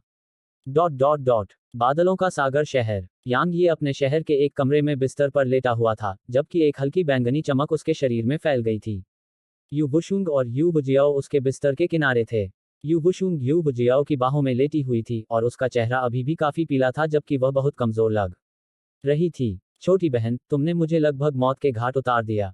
यू बुजियाओ ने यू बुशुंग के हाथ पर अपनी पकड़ मजबूत की और कहा, सौभाग्य से, पिता ने मेरा आर्मर का वह टुकड़ा तुम्हें दिया। अन्यथा तुम मर जाती। तुम लानत की छोटी लड़की। भविष्य में ऐसा बेवकूफी भरा काम मत करना, ठीक है? मुझे बताओ, तुमने उसके लिए इसे रोकने की कोशिश क्यों की? क्या उसे तुम्हारी मदद की जरूरत है? उसका शरीर एक राक्षस जानवर की तरह भयानक है, और अगर उसे कुछ चोटें भी लगे तो भी वह ठीक रहेगा। अगर उसे कुछ हो भी जाए, तो उससे तुम्हारा क्या लेना देना?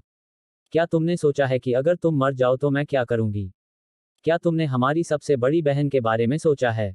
क्या तुमने हमारे पिता के बारे में सोचा है? जैसे ही वह बोल रही थी, यू बुजियाओ के कंधे कांपने लगे और उसके चेहरे पर आंसू बहने लगे। यू बुशुंग ने यांग ये से अपनी नजर हटा ली और यू बुजियाओ की ओर देखते हुए धीरे से बोली, दूसरी बहन, क्या आप जानती हैं कि किसी को पसंद करने पर कैसा महसूस होता है? यू बुजियाओ ने तुरंत रोना बंद कर दिया। उसे लगा जैसे उसने कुछ सोचा है, और उसका चेहरा बदल गया। बुशुंग, तुम अभी भी जवान हो। तुम अभी भी बहुत छोटे हो। इन सब के बारे में मत सोचो। मैं गंभीर हूं। अपनी दूसरी बहन को मत डराओ। यू बुशुंग ने जवाब दिया, मैं कुछ सालों में आपकी उम्र जितना हो जाऊंगा। यू बुजियाओ फिर से रोने के कगार पर थी। तब तुम जो चाहो कर सकती हो, लेकिन अब तुम ऐसा नहीं कर सकती। तुम अभी भी बहुत छोटी हो। यू बुशुंग ने अचानक कहा, यह आप ही थे जिन्होंने मुझे बहादुरी से प्यार और नफरत करना सिखाया था। यू बुजियाओ का चेहरा जम गया, और फिर उसने तेजी से अपना सिर हिलाया। नहीं, तुम अभी भी बहुत छोटे हो। यू बुशुंग ने आगे कहा, आपने ही मुझे बताया था कि अगर मुझे कोई ऐसा व्यक्ति मिले जो मुझे पसंद हो तो मुझे बहादुरी से आगे बढ़ना चाहिए, और अगर शब्द पर्याप्त न हो तो मुझे बल का प्रयोग करना चाहिए। अगर बल काम न करे तो दृढ़ता का प्रयोग करें। मेरी बड़ी बहन, मैं गलत थी, ठीक है? तुम्हारी दूसरी बहन पहले भी बकवास करती थी। संक्षेप में, तुम्हें इसकी अनुमति नहीं है। तुम बड़ी होने के बाद जो चाहो कर सकती हो, लेकिन तुम्हें अभी इन सब के बारे में सोचने की अनुमति नहीं है। यू बुजियाओ रोने के कगार पर थी। यू बुशुंग की आंखों में तिरस्कार का भाव था। मैंने तुमसे पूछा था कि किसी के लिए भावनाएं होना कैसा लगता है, और मैंने कभी नहीं कहा कि मैं कुछ करने जा रहा हूं। दूसरी बहन, तुम्हारे विचार स्वस्थ नहीं हैं। यू बुजियाओ ने जोर से हंसते हुए कहा और फिर गंभीरता से बोली, वुशुंग, प्यार एक ऐसी चीज है जिसमें कांटे होते हैं। मुझे पता है कि तुम बहुत होशियार हो, लेकिन प्यार के मामले में तुम्हारी समझदारी काफी नहीं है। अपनी दूसरी बहन की बात सुनो, यांग, ये कोई ऐसा व्यक्ति नहीं है जो हमारी दुनिया से हो। वह समय आएगा जब वह तुम्हें बहुत पीछे छोड़ देगा। उस समय यह तुम्हारे लिए बहुत दर्दनाक होगा। इसके अलावा तुम अभी भी छोटी हो, इसलिए वह शायद तुम्हें केवल अपनी छोटी बहन के रूप में मानता हो। तुम दोनों के बीच, पुरुष और महिला के बीच संबंध बनाना पूरी तरह से असंभव है। यू बुशुन की आंखें तब धुंधली हो गईं जब उसने सुना कि यू बुजियाओ ने आखिर में क्या कहा, क्योंकि वह जानती थी कि यू बुजियाओ सही थी। दरअसल यांग ये ने हमेशा उसे अपनी छोटी बहन की तरह माना था। बहुत समय बीतने के बाद यू बुशुंग ने अपनी आंखों में एक जटिल भाव के साथ यांग ये को देखा और वह धीरे से बोली, स्वर्ग वास्तव में मेरे प्रति क्रूर है। इसने मुझे गलत समय पर सही व्यक्ति से मिलवाया। यू बुजियाओ के पास कहने को शब्द नहीं थे। डॉट डॉट डॉट समय बीतता गया। 2 घंटे बाद यांग ये ने अचानक अपनी आंखें खोली और उसके होठों से गंदी हवा निकली। मेरी चोटें कोई समस्या नहीं है, लेकिन मेरा जीवन काल, आधा साल। यांग ये अपने जीवन काल के बारे में सोचते ही भौहें सिकोड़ने से खुद को नहीं रोक पाया। कहने की जरूरत नहीं कि आधे साल में अर्धसंध क्षेत्र प्राप्त करना उसके लिए भी बहुत मुश्किल था। इस बीच यू बुशुंग अचानक बोला, तुम जाग रहे हो। यू बुजियाओ ने भी यांग ये को देखा और उसकी नज़र काफी शत्रुतापूर्ण थी। यांग ये ने अपने विचारों को नियंत्रित किया और यू बुशुंग को देखा। वह बोलने ही वाला था कि अचानक कमरे का दरवाजा खुला और फिर हाओ शुवाइबो कमरे में भागा। युवा, मिस बुशुंग, मुसीबत है। शहर में फिर से अराजकता फैल गई है। वे लोग वास्तव में शहर के बाहर मृत राक्षस जानवरों की लाशों और आंतरिक कोर को जब्त करने के लिए एक दूसरे से लड़ रहे हैं और एक दूसरे को मार रहे हैं। यहाँ तक अकादमी के विशेषज्ञ भी उन्हें नहीं रोक सकते। मनुष्य का लालच। यू बुशुंग ने अपना सिर हिलाया और फिर उसने कहा, शहर को सूचित करें। उन्हें बताएं कि ये यांग जाग गया है। एक दर्पण कवच एक प्रकार का कवच था जिसका प्रयोग 20वीं शताब्दी तक किया जाता था। अध्याय 938। अब समय है जवाबी हमला करने का। उत्तरी शहर के द्वार के बाहर। शहर के बाहर भीड़ में अफरा तफरी मची हुई थी और लगातार तीखी चीखें गूंज रही थीं। भेड़ियों की सेना हार कर पीछे हट गई थी और वे 2 मिलियन से ज्यादा राक्षस जानवरों की लाशें पीछे छोड़ गए थे। ये लाशें सभी इंसानों के लिए खजाना थीं। खास तौर पर उन राक्षस जानवरों की अंदरूनी कोर, यह निश्चित रूप से मानव जाति के लिए एक खजाना थी। आखिरकार इससे उनकी ताकत बढ़ सकती थी और इसे ऊंचे दामों पर बेचा जा सकता था। 2 मिलियन से ज्यादा राक्षस जानवरों की लाशें दर्शाती हैं कि यहाँ 2 मिलियन से ज्यादा आंतरिक कोर थे। इसके अलावा उनमें से ज्यादातर एक साल दायरे, मोनाक दायरे और यहाँ तक कि हाफ सेंट दायरे में थे। यहाँ तक कि कुछ उच्च रैंक वाले हाफ सेंट भी थे। ऐसे आंतरिक कोर प्राप्त करने के प्रलोभन ने एकजुट मानव सेना की स्वार्थी इच्छा को एक बार फिर प्रकट किया। अंत में वे इसे समान रूप से वितरित करने में सक्षम नहीं थे और इसलिए उन्होंने लड़ाई शुरू कर दी। शांग किंग और अन्य लोग यह सोचकर असमंजस में थे कि क्या करें, क्योंकि वे भीड़ के सदस्यों को आपस में लड़ते हुए देख रहे थे। अकादमी ने भी इसे रोकने के लिए कदम उठाया था, लेकिन यह पूरी तरह से बेकार था। अगर वे सभी अकादमी के दुश्मन होते तो ठीक रहता, क्योंकि वे उनसे बलपूर्वक निपट सकते थे। हालांकि समस्या यह थी कि ये मानव साधक उनके दुश्मन नहीं थे, इसलिए बलपूर्वक मामले को सुलझाना असंभव था। अकादमी ने कुछ लोगों को रोकने के लिए आगे कदम भी बढ़ाया था, लेकिन यह बिल्कुल भी प्रभावी नहीं था, क्योंकि यहाँ हर कोई आंतरिक कोर की लड़ाई में भाग ले रहा था। यदि वे भीड़ को रोकने के लिए अपनी ताकत का इस्तेमाल करते हैं, तो इससे भीड़ के सदस्य नाराज हो सकते हैं और यहाँ तक विद्रोह भी कर सकते हैं। इस बीच शांग किंग के पास खड़े एक बूढ़े व्यक्ति ने कहा, अगर ये यांग यहाँ होते तो ऐसा नहीं होता। शांग किंग ने बूढ़े आदमी की ओर देखा और कहा, बड़े यू, क्या आप वास्तव में उससे नफरत नहीं करते थे? बूढ़े आदमी ने अपना सिर हिलाया। वह बेपरवाही से और बिना किसी रोक टोक के काम करता है और वह लचीला भी नहीं हो पाता। इसके अलावा वह संघर्ष के मामूली संकेत पर हमला कर देता है। मैं वास्तव में ऐसे चरित्र से नफरत करता हूँ। हालांकि मुझे यह स्वीकार करना होगा कि केवल उसके जैसा व्यक्ति ही उन सभी को रोक सकता है। शांग किंग बहुत देर तक चुप रही और फिर उसने कहा, मुझे नहीं पता कि हमारी अकादमी में उसकी उपस्थिति एक आशीर्वाद है या एक विपत्ति। किसी भी मामले में वह निश्चित रूप से भविष्य में अकादमी के लिए बहुत बड़ी परेशानी का कारण बनेगा। बूढ़े व्यक्ति ने सिर हिलाया और कहा, अपने चरित्र के साथ वह या तो अंत तक आगे बढ़ेगा और एक ऐसा राज्य बनेगा जिसे हर कोई देखेगा, या वह किसी तरह नष्ट हो जाएगा। जब उसने इतना कहा तो बूढ़े व्यक्ति ने अचानक शांग किंग को देखा और गंभीरता से बोला, छोटी लड़की, यह सबसे अच्छा है कि तुम उस पागल को नाराज न करने की पूरी कोशिश करो। जैसा कि उस दूसरी छोटी लड़की ने पहले कहा था, वह कई मौकों पर तुम्हें मारना चाहता था। अगर वह अपनी पूरी ताकत लगाता है तो जब तक डीन या दूसरे बूढ़े लोग यहाँ न हो, तब तक अकादमी में कोई भी उसे रोक नहीं पाएगा। शांग किंग कुछ कहने ही वाली थी कि तभी दूर से एक बहुत बड़ा धमाका हुआ और फिर एक भयंकर गर्जना गूंजी, इस अर्धसंत का आंतरिक भाग मेरा है। जो भी इसके लिए मुझसे लड़ेगा, मैं उसे मार डालूंगा। शांग किंग और अन्य लोगों ने आवाज के स्रोत की ओर देखा, और उन्होंने देखा कि एक आदमी जिसके हाथ में एक बहुत बड़ा कृपाण था, लोगों के एक समूह से घिरा हुआ था। उस आदमी के पैरों के पास कुछ लाशें भी थीं। विशाल कृपाण वाला व्यक्ति एक अर्धसंत था, और उसके आसपास के लोग ज्यादातर सम्राट क्षेत्र के थे, जबकि उनमें कुछ अर्धसंत भी थे। हालांकि वे उस आदमी की ताकत से डरते थे, इसलिए उन्होंने उसे घेर लिया, लेकिन किसी ने भी पहले हमला करने की हिम्मत नहीं की। यह तुम्हारा है, सुमैन, तुम खुद को क्या समझते हो? अर्धसंत का आंतरिक सार उन लोगों का है जिनके पास इसे धारण करने की शक्ति है। अगर तुम समझदार हो तो इसे नीचे रख दो, अन्यथा आज वह दिन होगा जब तुम मर जाओगे। समूह में एक दुबला पतला मध्यम आयु वर्ग का आदमी उदास आवाज में बोला। यह उन लोगों के लिए है जिनके पास इसे रखने की ताकत है। सुमान नामक व्यक्ति ने जमीन पर थूका और दुबले पतले आदमी की ओर उंगली उठाई। यू किंग, तुम जैसे घटिया आदमी की हिम्मत ऐसी बातें बोलने की है? क्या तुम मुझसे आमने सामने लड़ने की हिम्मत भी कर सकते हो? यू किंग नामक व्यक्ति की पलकें फड़कने लगी, और फिर वह उदास होकर बोला, सुमान, मुझे लगता है कि तुम मरना चाहती हो। यह भी मत सोचो कि मैं तुम सबसे डर जाऊंगी क्योंकि तुम्हारे पक्ष में बहुत सारे लोग हैं। सुमान जोर से हंसी। हाँ, मैं तुम सबको अकेले नहीं हरा सकती, लेकिन मैं गारंटी देती हूँ कि मैं तुम में से कम 90% को नीचे खींच सकती हूँ। अगर मैं ऐसा नहीं कर सकती, तो मैं खुद को विस्फोट कर दूंगी और तुम सबको टुकड़े टुकड़े कर दूंगी। सुमान की बात सुनकर उनके हाव भाव थोड़े बदल गए। आखिरकार एक अर्धसंत का आत्मा विस्फोट कोई हंसी मजाक वाली बात नहीं थी। इसलिए कुछ सम्राट क्षेत्र साधकों ने भी वहां से चले जाने का इरादा जगाना शुरू कर दिया। आखिरकार अगर एक अर्धसंत ने खुद को विस्फोट कर लिया तो वे पूरी तरह से नष्ट हो जाएंगे। क्या बकवास है, क्या वह ऐसा करने की हिम्मत भी करेगा? इस बीच यू किंग ने गुस्से में कहा, वह बस हमें डराने की कोशिश कर रहा है। हमारे पक्ष में बहुत सारे लोग हैं, तो हमें उससे क्यों डरना चाहिए? उस पर एक साथ हमला करो। भाड़ में जाओ, मैं तुम्हें पहले मार डालूंगा, तुम कमीने। सुमान ने गुस्से से दहाड़ लगाई और वह हमला करने ही वाला था। हालांकि अचानक एक आवाज गूंजी, ये यांग यहाँ है। शोर बहुत ज्यादा नहीं था, लेकिन यहाँ मौजूद हर व्यक्ति ने अपना काम रोक दिया। सुमान बहुत क्रोधित था, इसलिए वह भूल गया था कि ये यांग कौन था, और उसने तुरंत उग्रता से कहा, ये यांग का तो जिक्र ही मत करो, भले ही अकादमी के डीन यहाँ आ जाएं, मैं फिर भी। उसने अचानक अपना मुंह बंद कर लिया जब वह इस बिंदु तक बोला। इस समय उसे याद आ गया कि ये यांग कौन था। सभी ने शहर के द्वार की ओर देखा, और एक पुरुष और दो महिलाएं शहर के द्वार के नीचे खड़े थे, जो अभी केवल आधा ही बचा था। यह स्वाभाविक रूप से यांग ये, यू बुशुंग और यू बुजियाओ थे। यांग ये और यू बुशुंग अभी भी काफी कमजोर लग रहे थे।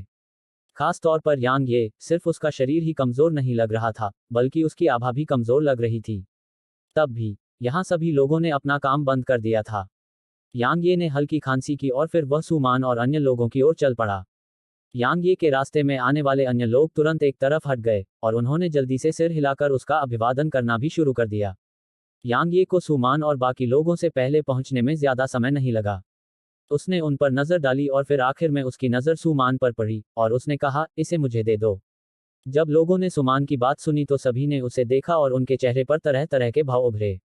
उनमें से अधिकांश लोग सुमान की बदकिस्मती पर खुश थे, खास तौर पर वे लोग जो सुमान को घेरे हुए थे। यांग ये की बात सुनकर सुमान के हाव भाव थोड़े बदल गए।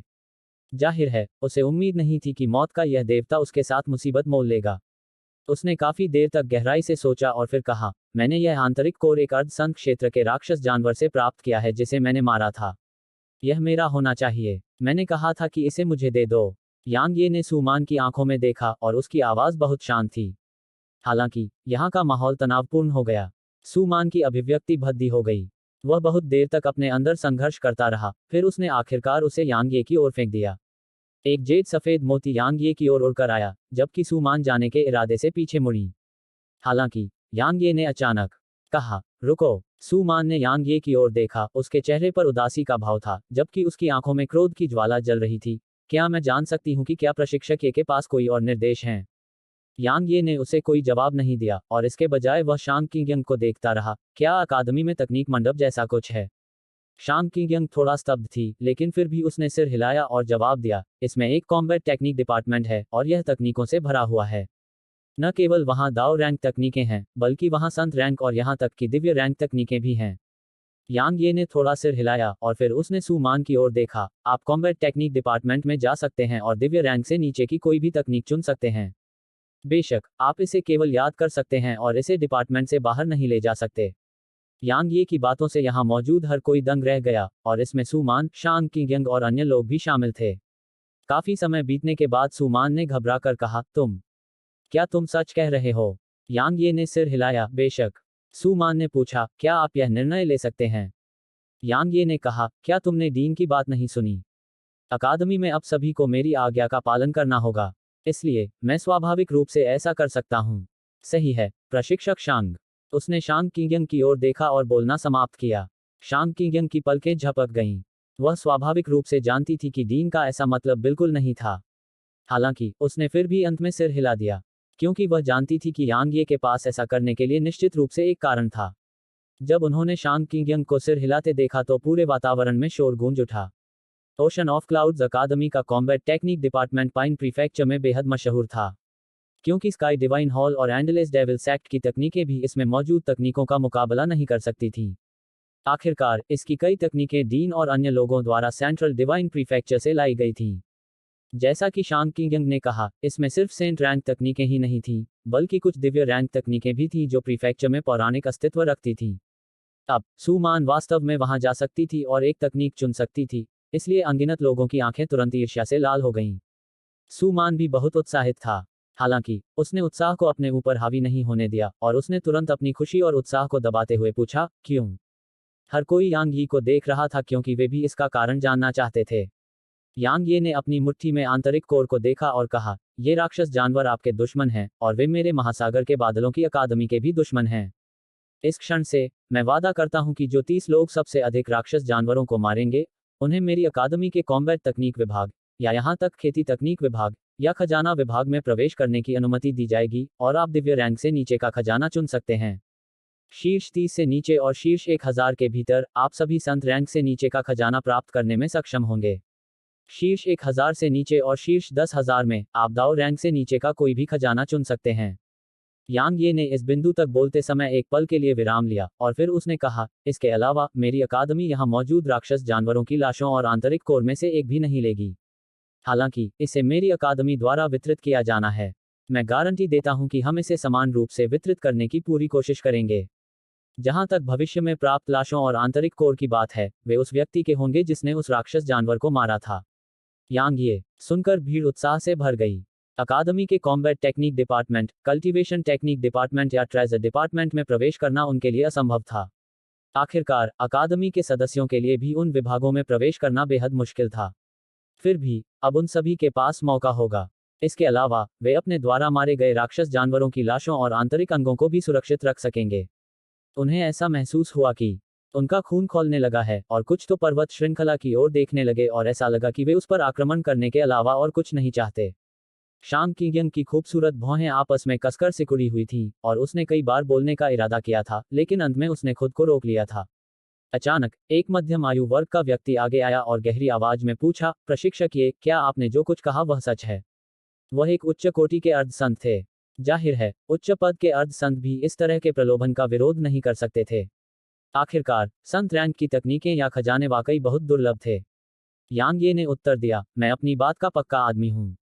मध्यम आयु वर्ग के व्यक्ति ने यांग ये की बात सुनकर गहरी सांस ली, और फिर उसने अपने हाथों को कप के आकार में करके कहा, मेरा नाम लियू शानहे है, और मैं अगले महीने तक प्रशिक्षक ये की हर आज्ञा का पालन करूंगा।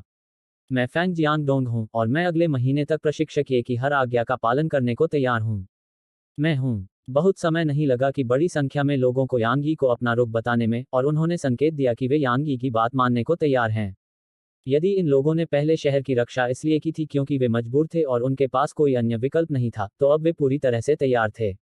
यांग ये ने दूर स्थित पर्वत श्रृंखला की ओर अपनी नजर घुमाई, और काफी समय बीतने के बाद उसने मुंह से हवा निकाली और कहा, हमारे लिए जवाबी हमला करने का समय आ गया है। कमरे में यू बुशुंग ने धीरे से कहा, 32 उच्च श्रेणी के अर्ध संत, 150 मध्यम श्रेणी के अर्ध संत, और 230 से अधिक साधारण अर्ध संत। अर्ध संत क्षेत्र से नीचे के साधकों के लिए सम्राट क्षेत्र में लगभग 200,000 और श्रेष्ठ क्षेत्र में 3 मिलियन से अधिक हैं। बाकी लोग आत्मा क्षेत्र और राजा क्षेत्र में हैं। उसके पास ही एक डेक कुर्सी थी, और उस पर लेटे हुए यांग ये ने धीरे से अपनी आंखें खोली, अकादमी के विशेषज्ञों के बारे में क्या? उसने उत्तर दिया, अकादमी में 10 उच्च रैंक के अर्ध संत, 100 मध्यम रैंक के अर्ध संत और 200 से अधिक साधारण अर्ध संत हैं। बाकी शहर की सेना और बाहरी प्रांगण के छात्र हैं। शहर की सेना को एक ऐसी सेना माना जा सकता है जो सीधे अकादमी के अधीन है और इसकी ताकत खराब नहीं है। यू बुशुंग ने एक पल के लिए विराम लिया जब उसने यहां तक बात की, और फिर उसने आगे कहा, कुल मिलाकर हमारी ताकत वेल्किनवुल्फ माउंटेन रेंज से बेहतर होनी चाहिए। हालांकि हम वास्तविक युद्ध में उनकी सेना को हराने में सक्षम नहीं हो सकते हैं। यांग ये हैरान था, क्यों? उसने समझाया, जबकि हमारे पास बहुत सारे विशेषज्ञ हैं और उनकी ज्यादातर ताकतें बुरी नहीं हैं, वे अंत में स्वतंत्र साधक हैं। इसके अलावा उनमें से कई के बीच एक दूसरे के प्रति काफी दुश्मनी है। इसलिए वे एक दूसरे के खिलाफ योजनाएं बनाएंगे और उनके लिए वास्तव में एक साथ काम करना बिल्कुल असंभव है। हालांकि भेड़िया सेना अलग है। अगर वेल्किन वुल्फ डेमन किंग ने आदेश दिया तो वे अपनी जान भी दे देंगे। इसके अलावा पर्वत श्रृंखला उनकी मांद है, इसलिए वे इसके हर एक कोने से परिचित हैं। लेकिन हम वहां के इलाके से बहुत परिचित नहीं हैं, इसलिए पर्वत श्रृंखला में प्रवेश करने के बाद हम नुकसान में रहेंगे। एक और समस्या यह है कि हमें पर्वत श्रृंखला में प्रवेश करने पर निश्चित रूप से अलग होना पड़ेगा, और यह हमारे लिए और भी अधिक नुकसानदेह है। क्योंकि मानव साधकों की ताकत आमतौर पर राक्षस जानवरों की तुलना में कमजोर होती है, और पर्वत श्रृंखला में दलदल, जहरीली गैस इत्यादि जैसी कई खतरनाक जगहें हैं। इसलिए जवाबी हमला करना असंभव नहीं है, यह बस बेहद मुश्किल है, और थोड़ी सी भी गलती हमें बहुत बड़ा झटका दे सकती है। यांग ये ने बहुत देर तक गहराई से सोचा और कहा, आप सही कह रहे हैं। हालांकि आपको यह समझना चाहिए कि अगर हम सिर्फ निष्क्रिय रुख अपनाते हैं और शहर की रक्षा करना जारी रखते हैं, तो स्थिति और भी खराब हो जाएगी। खास तौर पर तब जब शहर में घुसपैठ हो चुकी हो। अगर राक्षस जानवरों को फिर से स्वस्थ होने और वापसी करने की अनुमति दी जाती है, तो हमें और भी ज्यादा नुकसान होगा। इसके अलावा राक्षस जानवर पीछे हट गए हैं, इसलिए पूरे शहर में कई लोग और शक्तियां निश्चित रूप से कार्रवाई करने के लिए उत्सुक होने लगी हैं। हालांकि आप सही कह रहे हैं, अभी जवाबी हमला करना वास्तव में एक अच्छा विचार नहीं है। काश यह बहुत बड़ा सिरदर्द होता। यांग ये को इस तरह की चीजों से बहुत परेशानी होती थी, क्योंकि वह कभी भी योजना बनाने और साजिश रचने वाला व्यक्ति नहीं था। उसे सिर्फ अपनी मुट्ठी का इस्तेमाल करना पसंद था। अगर वह जीत सकता था तो लड़ता था, और अगर नहीं जीत सकता था तो भाग जाता था। यह इतना ही आसान था। अब उसे पूरी स्थिति को संभालना और रणनीति बनाना उसके लिए बहुत बड़ी समस्या थी। यू बुशुंग ने मुस्कुराते हुए कहा, वास्तव में स्थिति बिल्कुल भी खराब नहीं है। कम से कम हम शहर के सभी लोगों की ताकत को इकट्ठा करने में सफल रहे हैं। इसके अलावा आपने जो मुआवजा देने का वादा किया था, उसके प्रलोभन के कारण कई लोग शहर छोड़ने को तैयार नहीं हैं, भले ही हम उन्हें भगाने की कोशिश करें। महत्वपूर्ण बात यह नहीं है कि जवाबी हमला किया जाए, बल्कि शहर के सभी निवासियों के लिए व्यवस्था की जाए, जिसमें सभी विशेषज्ञों को ठीक से संगठित करना शामिल है ताकि वे विघटित सैनिकों के झुंड की तरह न लड़ें। यांग ये ने सिर हिलाया, आप इससे निपटें। मैं अकादमी के विशेषज्ञों से आपके साथ मिलकर काम करने को कहूंगा।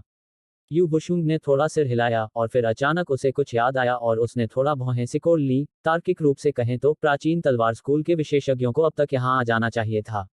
हालांकि अभी भी उनका कोई संकेत नहीं है। मुझे संदेह है कि उन्हें किसी तरह की परेशानी का सामना करना पड़ा होगा। यांग ये की भौहें थोड़ी सिकुड़ गईं, जांच के लिए किसी को भेजो। ठीक है, स्काई डिवाइन हॉल की भी जांच करो। उन्होंने अब तक कोई कदम नहीं उठाया है, और यह वाकई काफी असामान्य बात है। उसने सिर हिलाया और जवाब दिया, बस आराम करो और स्वस्थ हो जाओ। मैं शहर के मामलों को अच्छी तरह से संभाल लूंगी। वर्तमान में डीन और अन्य लोग यहाँ नहीं हैं, इसलिए आप हमारे समर्थन के स्तंभ हैं। इसलिए आपको जल्द से जल्द ठीक होना चाहिए। तभी आप उनका मनोबल और आत्मविश्वास मजबूत कर सकते हैं। जैसे ही उसने बोलना समाप्त किया, यू बुशुंग चला गया। उसके जाते ही यांग ये गहरी सोच में पड़ गया। कहा जा सकता है कि उसकी ताकत में बहुत वृद्धि हुई है। न केवल उसकी साधना सम्राट क्षेत्र के उच्च पद तक पहुंच गई थी, बल्कि उसने वध के इरादे में अर्धशून्य रैंक भी प्राप्त कर ली थी। अपने पास 2 अर्धशून्य रैंक इरादों के साथ वह आसानी से उच्च रैंक वाले अर्ध संतों को मारने में सक्षम कहा जा सकता है। हालांकि यांग यी को स्पष्ट रूप से पता था कि यह पर्याप्त नहीं था। सोने की पोशाक पहने आदमी कितना ताकतवर था? बहुत ताकतवर। भले ही उसने सोने की पोशाक पहने आदमी को मार दिया था, लेकिन उसे अपनी सफलता के लिए बहुत बड़ी कीमत चुकानी पड़ी थी। हालांकि सोने की पोशाक पहने आदमी की ताकत निश्चित रूप से लू कियानशियाओ, लू वान र और अन्य लोगों से थोड़ी कम थी। आखिरकार भले ही उसने लू कियानशियाओ की ताकत नहीं देखी हो, लेकिन उसने लू वान र और किंग दाफू की ताकत देखी थी। उसे इस बात में कोई संदेह नहीं था कि लू वानर की ताकत सोने के लबादे वाले आदमी से बेहतर थी, क्योंकि लू वानर की तलवार आत्मा तकनीक ने सभी बचावों को नजरअंदाज कर दिया था। किंग दाफू के लिए, जबकि यांग ये ने उस दिन उसके साथ केवल एक ही वार किया था, यांग ये महसूस करने में सक्षम था कि किंग दाफू कितना मजबूत था। चाहे वह लू वानर हो या किंग दाफू, दोनों ही उसे बहुत खतरनाक लगे और वे उसके लिए अथाह भी लगे। बेशक वह लू वान और प्रीफेक्चर के अन्य 4 शीर्ष प्रतिभाशाली लोगों से नहीं डरता था, लेकिन उसने किसी को भी कम आंकने से इनकार कर दिया। मुझे जल्द से जल्द अर्धसंत क्षेत्र प्राप्त करना चाहिए, यांग ये ने अपने दिल में फैसला किया। वर्तमान में उसके पास ज्यादा जीवन काल नहीं बचा था और केवल अपनी साधना में सफलता प्राप्त करके ही वह अधिक प्राप्त कर सकता था। इसके अलावा उसे अपनी शक्ति में गुणात्मक सुधार महसूस करने के लिए अर्धसंत क्षेत्र प्राप्त करना था। अर्धसंत क्षेत्र प्राप्त करने पर न केवल उसका तलवार क्षेत्र बेहतर होगा, बल्कि उसका शरीर भी बहुत मजबूत होगा। आखिरकार उसने 9 पुनर्जन्म तकनीक की साधना की थी। बेशक इस समय उसके पास करने के लिए कुछ और भी महत्वपूर्ण काम था। यांग ये ने अपने विचारों पर काबू पाया और अपना दाहिना हाथ हिलाया। सोने के लबादे पहने आदमी की लाश उसके सामने प्रकट हुई। रेडियंस आयाम में आने के बाद से उसने बहुत कम ही तलवार सेवकों का निर्माण किया था, क्योंकि वहां बहुत कम लोग थे जिनके पास वह शक्ति थी जिसे वह स्वीकार करता था। अब उसका सामना 2 से हुआ था। एक सोने की पोशाक वाला आदमी था और दूसरा युवयंग था। उसने सोने की पोशाक वाले आदमी को मारने में मदद करने के लिए युवयंग को नहीं बुलाया था, क्योंकि वह सोने की पोशाक वाले आदमी को खुद ही मारना चाहता था। आखिरकार ऐसा करने से शहर की सेनाओं का मनोबल बढ़ सकता था और यह मानव सेना के आत्मविश्वास को मजबूत कर सकता था। इसके अलावा वह युवयंग और उसकी कठपुतलियां बनाने की क्षमता को प्रकट नहीं करना चाहता था। अगर वह युवयंग का सही इस्तेमाल करता तो वह अपने दुश्मनों को आश्चर्यचकित कर सकता था। आखिरकार अंधेरे के नियम बेहद रहस्यमय थे और एक साधारण व्यक्ति इसका विरोध बिल्कुल नहीं कर सकता था। इसी तरह समय बीतता गया और लगभग 4 घंटे बीत गए, तब जाकर सुनहरे वस्त्र पहने उस व्यक्ति ने फिर से चलना शुरू किया। वह यांग यी के पास गया और फिर एक घुटने पर बैठ गया। मास्टर। यांग ये ने गहरी सांस ली, जबकि उसके माथे पर पसीना आ गया था। उसने देखा कि जितने कम दुर्जय विशेषज्ञों को उसने तलवार सेवकों में बदला, उतना ही उसका दिमाग और ऊर्जा खत्म हो गई। सौभाग्य से युवयंग और सोने की पोशाक पहने आदमी दोनों ही उसके सामने कमजोर थे, इसलिए जबकि यह काफी थका देने वाला था, बस इतना ही था। यांग ये ने थोड़ी देर के लिए अपनी सांसों को नियंत्रित किया और फिर उसने सोने के वस्त्र पहने आदमी को देखा। क्या तुम अपने मूल रूप में वापस आ सकते हो? सोने के लबादे वाले आदमी ने सिर हिलाया और फिर वह तुरंत एक सुनहरे भेड़िए में बदल गया जो सुनहरे शल्कों से ढका हुआ था। इस समय सुनहरा भेड़िया पहले की तुलना में बहुत छोटा था और यह एक सामान्य भेड़िए के आकार जैसा था। लेकिन भले ही यह छोटा था, लेकिन इससे एक भयानक आभा निकल रही थी और इसकी सुनहरी आंखों में भयंकर चमक से ऐसा लग रहा था कि यह अपने शिकार को निगलने के लिए तैयार है। यांग ये ने अपनी तलवार खींचकर भेड़िए के सिर पर वार करने से पहले सुनहरे भेड़िए को देखा। अनुभव करना। टक्कर के बिंदु से चिंगारी की एक श्रृंखला निकली, लेकिन सुनहरा भेड़िया पूरी तरह से सुरक्षित था। इसने सुनहरे भेड़िए पर कोई निशान भी नहीं छोड़ा था। इसके अलावा यांग यी की मुट्ठी में दाओ रैंक की तलवार दरारों से ढकी हुई थी। क्या शक्तिशाली सुरक्षा है! यांग ये की आंखों में एक गंभीर भाव था। उसकी तलवार को तीसरे स्तर के स्वर्ग रैंक तलवार के इरादे और वध के इरादे से बढ़ाया गया था। हालांकि वह अभी भी इसकी सुरक्षा को भेदने में असमर्थ था। अगर वह अभी ऐसी स्थिति में मुझसे लड़ता, तो मुझे डर है कि मेरी अर्धशून्य रैंक की तलवार की मंशा भी उसे सिर्फ एक वार से नहीं मार पाती। उसके सामने खड़े सुनहरे भेड़िए की सुरक्षा को अब तक देखी गई सबसे भयानक सुरक्षा के रूप में वर्णित किया जा सकता है, और यहां तक कि वह उससे कहीं कमतर था। यह कहा जा सकता है कि अगर उसने सोने के लबादे वाले आदमी को अपनी गति से पूरी तरह से पराजित करने के लिए गति के नियमों पर भरोसा नहीं किया होता, तो उसकी अर्धशून्य रैंक की तलवार की मंशा भी सोने के लबादे वाले आदमी को मारने में असमर्थ हो सकती थी, और इसके बजाय उसकी खुद की मौत भी हो सकती थी। आखिरकार उसने सोने की पोशाक पहने आदमी की सुरक्षा को भेदने के लिए अपनी अर्धशून्य रैंक तलवार पर भरोसा किया था। हालांकि सोने की पोशाक पहने आदमी आसानी से उसकी सुरक्षा को भेद सकता था। हालांकि जैसा कि अब स्थिति है, यांग ये के लिए यह बेहतर था कि सुनहरा भेड़िया जितना अधिक भयानक था। इसके अलावा सुनहरा भेड़िया वेल्किन वुल्फ दानव राजा का बेटा था, इसलिए वेल्किन वुल्फ पर्वत श्रृंखला में उसका बहुत ऊंचा दर्जा था। वह उस दर्जे का उपयोग कई कामों को पूरा करने के लिए कर सकता था। यांग ये ने सुनहरे भेड़िए और यू वयंग को प्राचीन म्यान के अंदर रखा और फिर उसकी निगाह प्राचीन म्यान पर पड़ी। उसकी आंखों में घबराहट के भाव थे, क्योंकि अब उसके पास आदिम बैंगनी ऊर्जा थी और इसके पुनर्स्थापन प्रभाव से तलवार आत्मा को अब तक जाग जाना चाहिए था। हालांकि तलवार आत्मा के जागने के कोई संकेत नहीं दिखे और यांग ये इस बात से काफी चिंतित महसूस कर रहा था।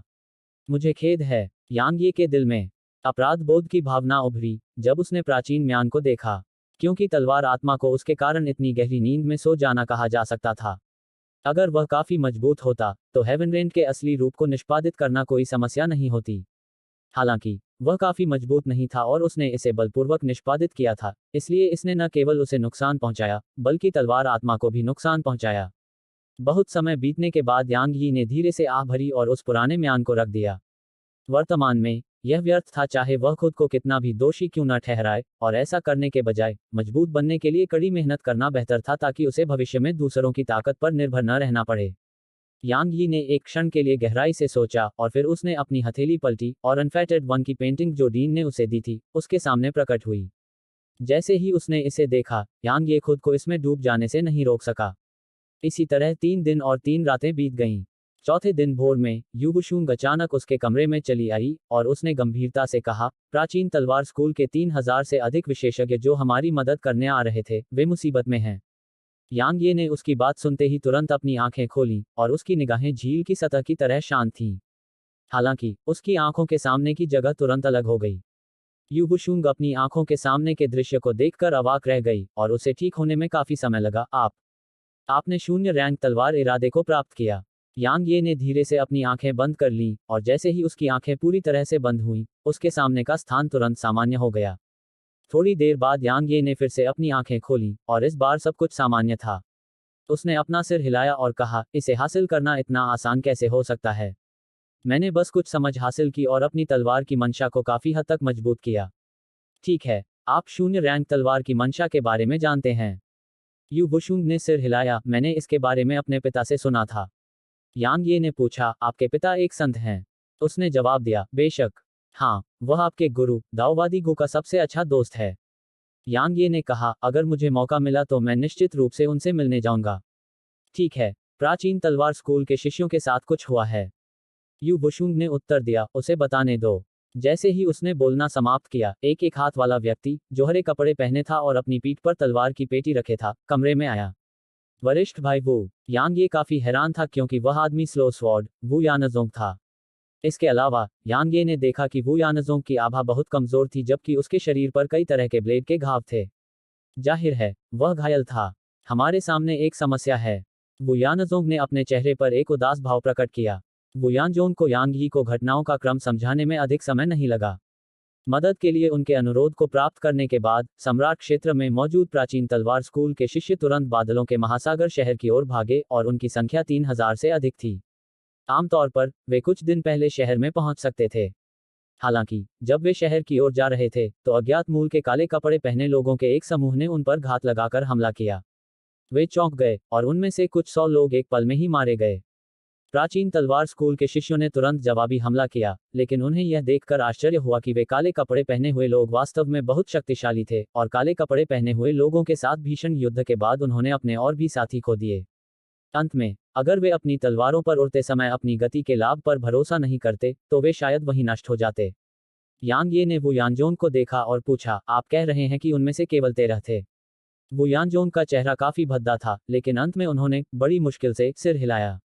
यांग ये ने पूछा, क्या वे सभी साधारण अर्धसंत थे? वू यानजोंग का चेहरा अब बदसूरत नहीं था, बल्कि पूरी तरह से काला पड़ गया था। काफी समय बीतने के बाद वह फूट फूट कर हंसा और बोला, भाई यांग, कृपया उनके बारे में पूछना बंद करो। अगर तुम ऐसा करोगे तो मुझे नहीं पता कि मैं अपना चेहरा कहाँ रखूंगा। यांग ये और युबुशुंग ने जब उनकी बात सुनी तो उनके चेहरे पर गंभीरता के भाव थे। इस बार आए प्राचीन तलवार स्कूल के शिष्य संप्रदाय के कुलीन थे। भले ही उनमें से ज्यादातर सम्राट क्षेत्र में थे, लेकिन वे ऐसे अस्तित्व थे जो अपने विरोधियों को मारने के लिए साधना के अपने क्षेत्रों को पार कर सकते थे। प्राचीन तलवार स्कूल के उन कुलीनों की नज़र में साधारण अर्धसंत और सम्राट वास्तव में अलग नहीं थे। इसके अलावा समूह में 50 से ज्यादा अर्धसंत थे। 50 से अधिक अर्धसंतों और लगभग 3000 सम्राटों को केवल 13 विशेषज्ञों का सामना करने पर अपनी जान बचाने के लिए भागने पर मजबूर होना पड़ा था। बेशक यांग ये का प्राचीन तलवार स्कूल के शिष्यों को नीचा दिखाने का कोई इरादा नहीं था, क्योंकि वह बहुत स्पष्ट रूप से जानता था कि अगर वे उन 13 काले कपड़े पहने लोगों से लड़ सकते थे, तो तलवार स्कूल के शिष्य निश्चित रूप से भाग नहीं सकते थे।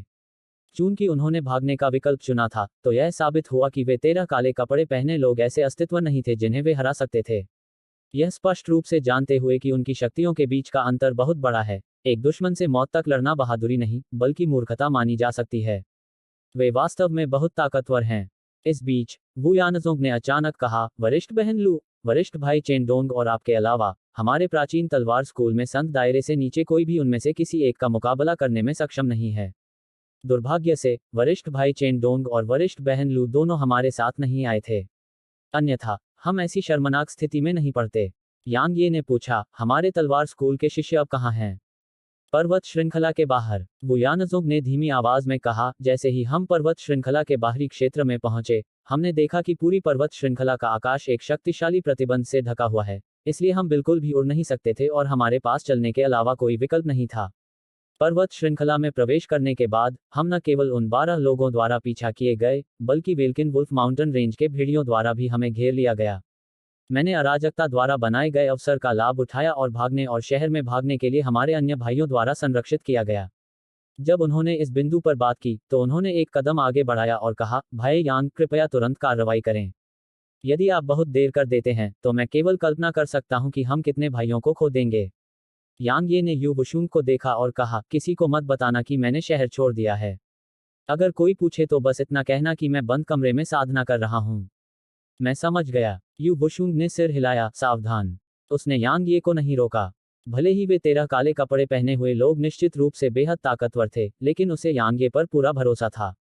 अगर यांग ये भागने का इरादा रखता था तो जब तक कि उसका पीछा कोई संत न करे, तब तक लू कियानशियो और प्रीफेक्चर के अन्य 4 शीर्ष प्रतिभाशाली लोग भी उसे भागते हुए सिर्फ देख सकते थे। आखिरकार यांग ये ने गति के नियमों को समझ लिया था। यांग ये ने सिर हिलाया और फिर उसने अपनी नजर हटा ली और वू यानजोंग की ओर देखा, मार्गदर्शन करो। ठीक इसी तरह यांग ये और वू यानजोंग गुप्त रूप से शहर से बाहर निकल गए और वे पर्वत श्रृंखला की ओर दौड़ पड़े। जंगल में प्रवेश करते समय यांग ये की भौहें अचानक सिकुड़ गईं और खाली मैदान में पहुंचकर वह अचानक रुक गया। वू यानजोंग ने हैरानी से पूछा, भाई यांग, क्या बात है? यांग ये ने गंभीरता से कहा, चले जाओ। वू यानजोंग के चेहरे पर थोड़ा बदलाव आया। वह मूर्ख नहीं था, इसलिए उसे स्वाभाविक रूप से पता था कि वे मुसीबत में हैं। मुझे कभी उम्मीद नहीं थी कि लू वान एर के अलावा कोई और प्रतिभाशाली व्यक्ति प्राचीन तलवार स्कूल में दिखाई दिया है। अचानक एक आवाज गूंजी और फिर 13 काले कपड़े पहने आकृतियां अचानक यहां प्रकट हुईं और यांग ये और वू यानजोंग दोनों को घेर लिया। 13 काले कपड़े पहने आकृतियों के अलावा यांग ये ने एक और व्यक्ति को देखा और वह व्यक्ति था जिसने भूत का मुखौटा पहना था। भूत का मुखौटा पहने हुए व्यक्ति को देखकर यांग ये को कुछ एहसास हुआ। यांग ये ने एक पल के लिए गहराई से सोचा और फिर उसकी नजर काले कपड़े पहने आकृतियों पर पड़ी। वे बेहद रहस्यमय थे क्योंकि वे तैर रहे थे और उनके शरीर आत्माओं की तरह स्पष्ट लग रहे थे। सबसे महत्वपूर्ण बात यह है कि यांग ये उनकी आभा को बिल्कुल भी महसूस नहीं कर सका। ये वे हैं। वू यानजोंग ने उन्हें देखते ही तुरंत एक गंभीर भाव प्रकट किया। यांग ये ने कहा, ऐसा लगता है कि प्राचीन तलवार स्कूल के शिष्यों को मारना आपके स्काई डिवाइन हॉल का असली मकसद नहीं था। आपका असली उद्देश्य तो मैं था। यांग ये की बात सुनकर वू यानजोंग का चेहरा थोड़ा पीला पड़ गया। इस समय उसे यह कैसे समझ में नहीं आया कि उनका असली उद्देश्य तलवार स्कूल के शिष्य नहीं थे और उन्होंने यांग ये को शहर से बाहर निकालने के लिए प्राचीन तलवार स्कूल के शिष्यों पर घात लगाकर हमला किया था। जहां तक उसके भागने और शहर में भागने का सवाल है, तो शायद इसलिए क्योंकि उन्होंने उसे ऐसा करने दिया था। वू यानजोंग ने यांग ये को देखा और कड़वाहट से बोला, मुझे माफ कर दो। यांग ये ने अपना सिर हिलाया और कहा, मुझे माफी मांगनी चाहिए। अगर मैं नहीं होता तो आप सभी यहाँ नहीं होते। ठीक है, मुझे अपनी सांस बर्बाद करना या भावुक होना पसंद नहीं है। चूंकि हम एक ही संप्रदाय से हैं, तो हमें एक साथ जीना और मरना चाहिए, है न? वो यानजोंग ने सिर हिलाया, वास्तव में। यांग ये यांग। हाहा, मुझे कभी उम्मीद नहीं थी कि तुम वही यांग ये हो जिसने दाओ ऑर्डर को चुनौती दी थी। मुझे सच में उम्मीद नहीं थी कि तुम ओशन ऑफ क्लाउड्स अकादमी में प्रशिक्षक बनने के लिए आओगे। भूत का मुखौटा पहने हुए आदमी ने कहा, प्राचीन तलवार स्कूल में पहले लू वान र था और अब तुम भी नहीं हो। ऐसा लगता है कि यह दुनिया में ऊपर उठने वाला है। दुर्भाग्य से उन्हें सफल होने का मौका नहीं मिलेगा, क्योंकि तुम मरने वाले हो। तुम बकवास करना बंद नहीं कर सकते। जैसे ही उसने बोलना समाप्त किया, एक प्रकाश की किरण चमकी और तुरंत भूत का मुखौटा पहने हुए आदमी के सामने आ गई। हालांकि काले कपड़े पहने हुए लोगों में से एक अचानक नकाबपोश आदमी के सामने आ गया। काले कपड़े पहने हुए आदमी ने अपना दाहिना हाथ हिलाया और एक काली भंवर पतली हवा से प्रकट हुई और एक पल में यांग ये की तलवार की ऊर्जा को बिना आवाज किए चूस लिया। नकाबपोश व्यक्ति ठंडे स्वर में हंसा, यांग ये, चाहे तुम कितनी भी ताकतवर क्यों न हो, तुम आज निश्चित रूप से मरोगी। क्या तुम जानती हो कि वे कौन हैं? वे सेंट्रल डिवाइन प्रीफेक्चर में नेदर पवेलियन की 13 छायाएं हैं। भले ही वे केवल अर्ध संत हैं, लेकिन उनकी संयुक्त शक्ति असीम रूप से एक संत के करीब है। तुम्हारा तो कहना ही क्या, यहाँ तक कि लू वान र भी निश्चित रूप से उनसे पहले ही नष्ट हो जाएगी। निचला मंडप। यांग यी की पुतलियां उस नाम को सुनते ही थोड़ी सिकुड़ गईं। नेदर पवेलियन स्वाभाविक रूप से उसके लिए अपरिचित नहीं था, क्योंकि नेदर मैडन ने कहा कि वह नेदर पवेलियन से थी। भले ही वह नहीं जानता था कि नेदर पवेलियन रेडियंट आयाम में क्यों था जबकि नेदर मैडन प्रोफाउंड कॉन्टिनेंट पर थी, उसे इसमें कोई संदेह नहीं था कि यह निश्चित रूप से एक अत्यंत भयानक अस्तित्व था। नेदर मैडन ने यह साबित कर दिया था और इन काले कपड़े पहने लोगों ने भी यह साबित कर दिया था। अचानक काले कपड़े पहने आदमी जो समूह का नेतृत्व कर रहा था, अचानक बोला, तुम वयंग कहाँ हो? तुम वयंग हो? यांग ये ने थोड़ा भौहें सिकोड़ी। उसे उम्मीद नहीं थी कि वे उसके ठिकाने के बारे में पूछेंगे। इस बीच नकाबपोश आदमी ने अचानक कहा, यांग ये कंसोर्टियू नेदर पवेलियन की शैडो मैडन का पुनर्जन्म है। वे उसे वापस लेने के लिए पाइन प्रांत आए थे, इसलिए जल्दी से उसे सौंप दो और अपना जीवन समाप्त कर लो, अन्यथा तुम्हारे लिए मृत्यु भी कठिन हो जाएगी। यांग ये ने नकाबपोश आदमी पर ध्यान नहीं दिया। उसने काले कपड़े पहने उस आदमी को देखा जो समूह का नेतृत्व कर रहा था। क्या तुम नेदर मैडन को जानते हो? महारानी मैडन, काले कपड़े पहने व्यक्ति जिसने समूह का नेतृत्व किया था, थोड़ा आश्चर्य से बोला, आप उसका नाम क्यों जानते हैं? तो वह ठीक है। यांग ये ने राहत की हल्की सांस ली। इस बीच काले कपड़े वाला आदमी अचानक गंभीरता से बोला, मुझे बताओ कि तुम उसका नाम क्यों जानते हो? हम दोस्त माने जा सकते हैं। यांग ये ने सच कहा। वह झूठ नहीं बोल रहा था क्योंकि वे वास्तव में दोस्त थे। तुम्हारी हिम्मत कैसे हुई? काले कपड़े पहने आदमी ने दहाड़ते हुए कहा, क्या तुम महारानी के दोस्त बनने के लायक भी हो? कितनी हास्यास्पद बात है। मैं तुम पर अपनी सांस बर्बाद नहीं करना चाहता। जल्दी से महारानी युवती को सौंप दो, नहीं तो मैं तुम्हें अभी मिटा दूंगा।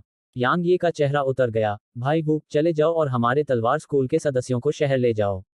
वुयानज़ोंग कुछ कहना चाहता था, लेकिन यांग ये ने उसकी आंखों में देखा और कहा, तुम मेरे लिए केवल बोझ बनोगे। वुयानज़ोंग का चेहरा जम गया। काफी समय बीतने के बाद उसने कड़वाहट से कहा, इतना स्पष्टवादी होना अच्छा नहीं है।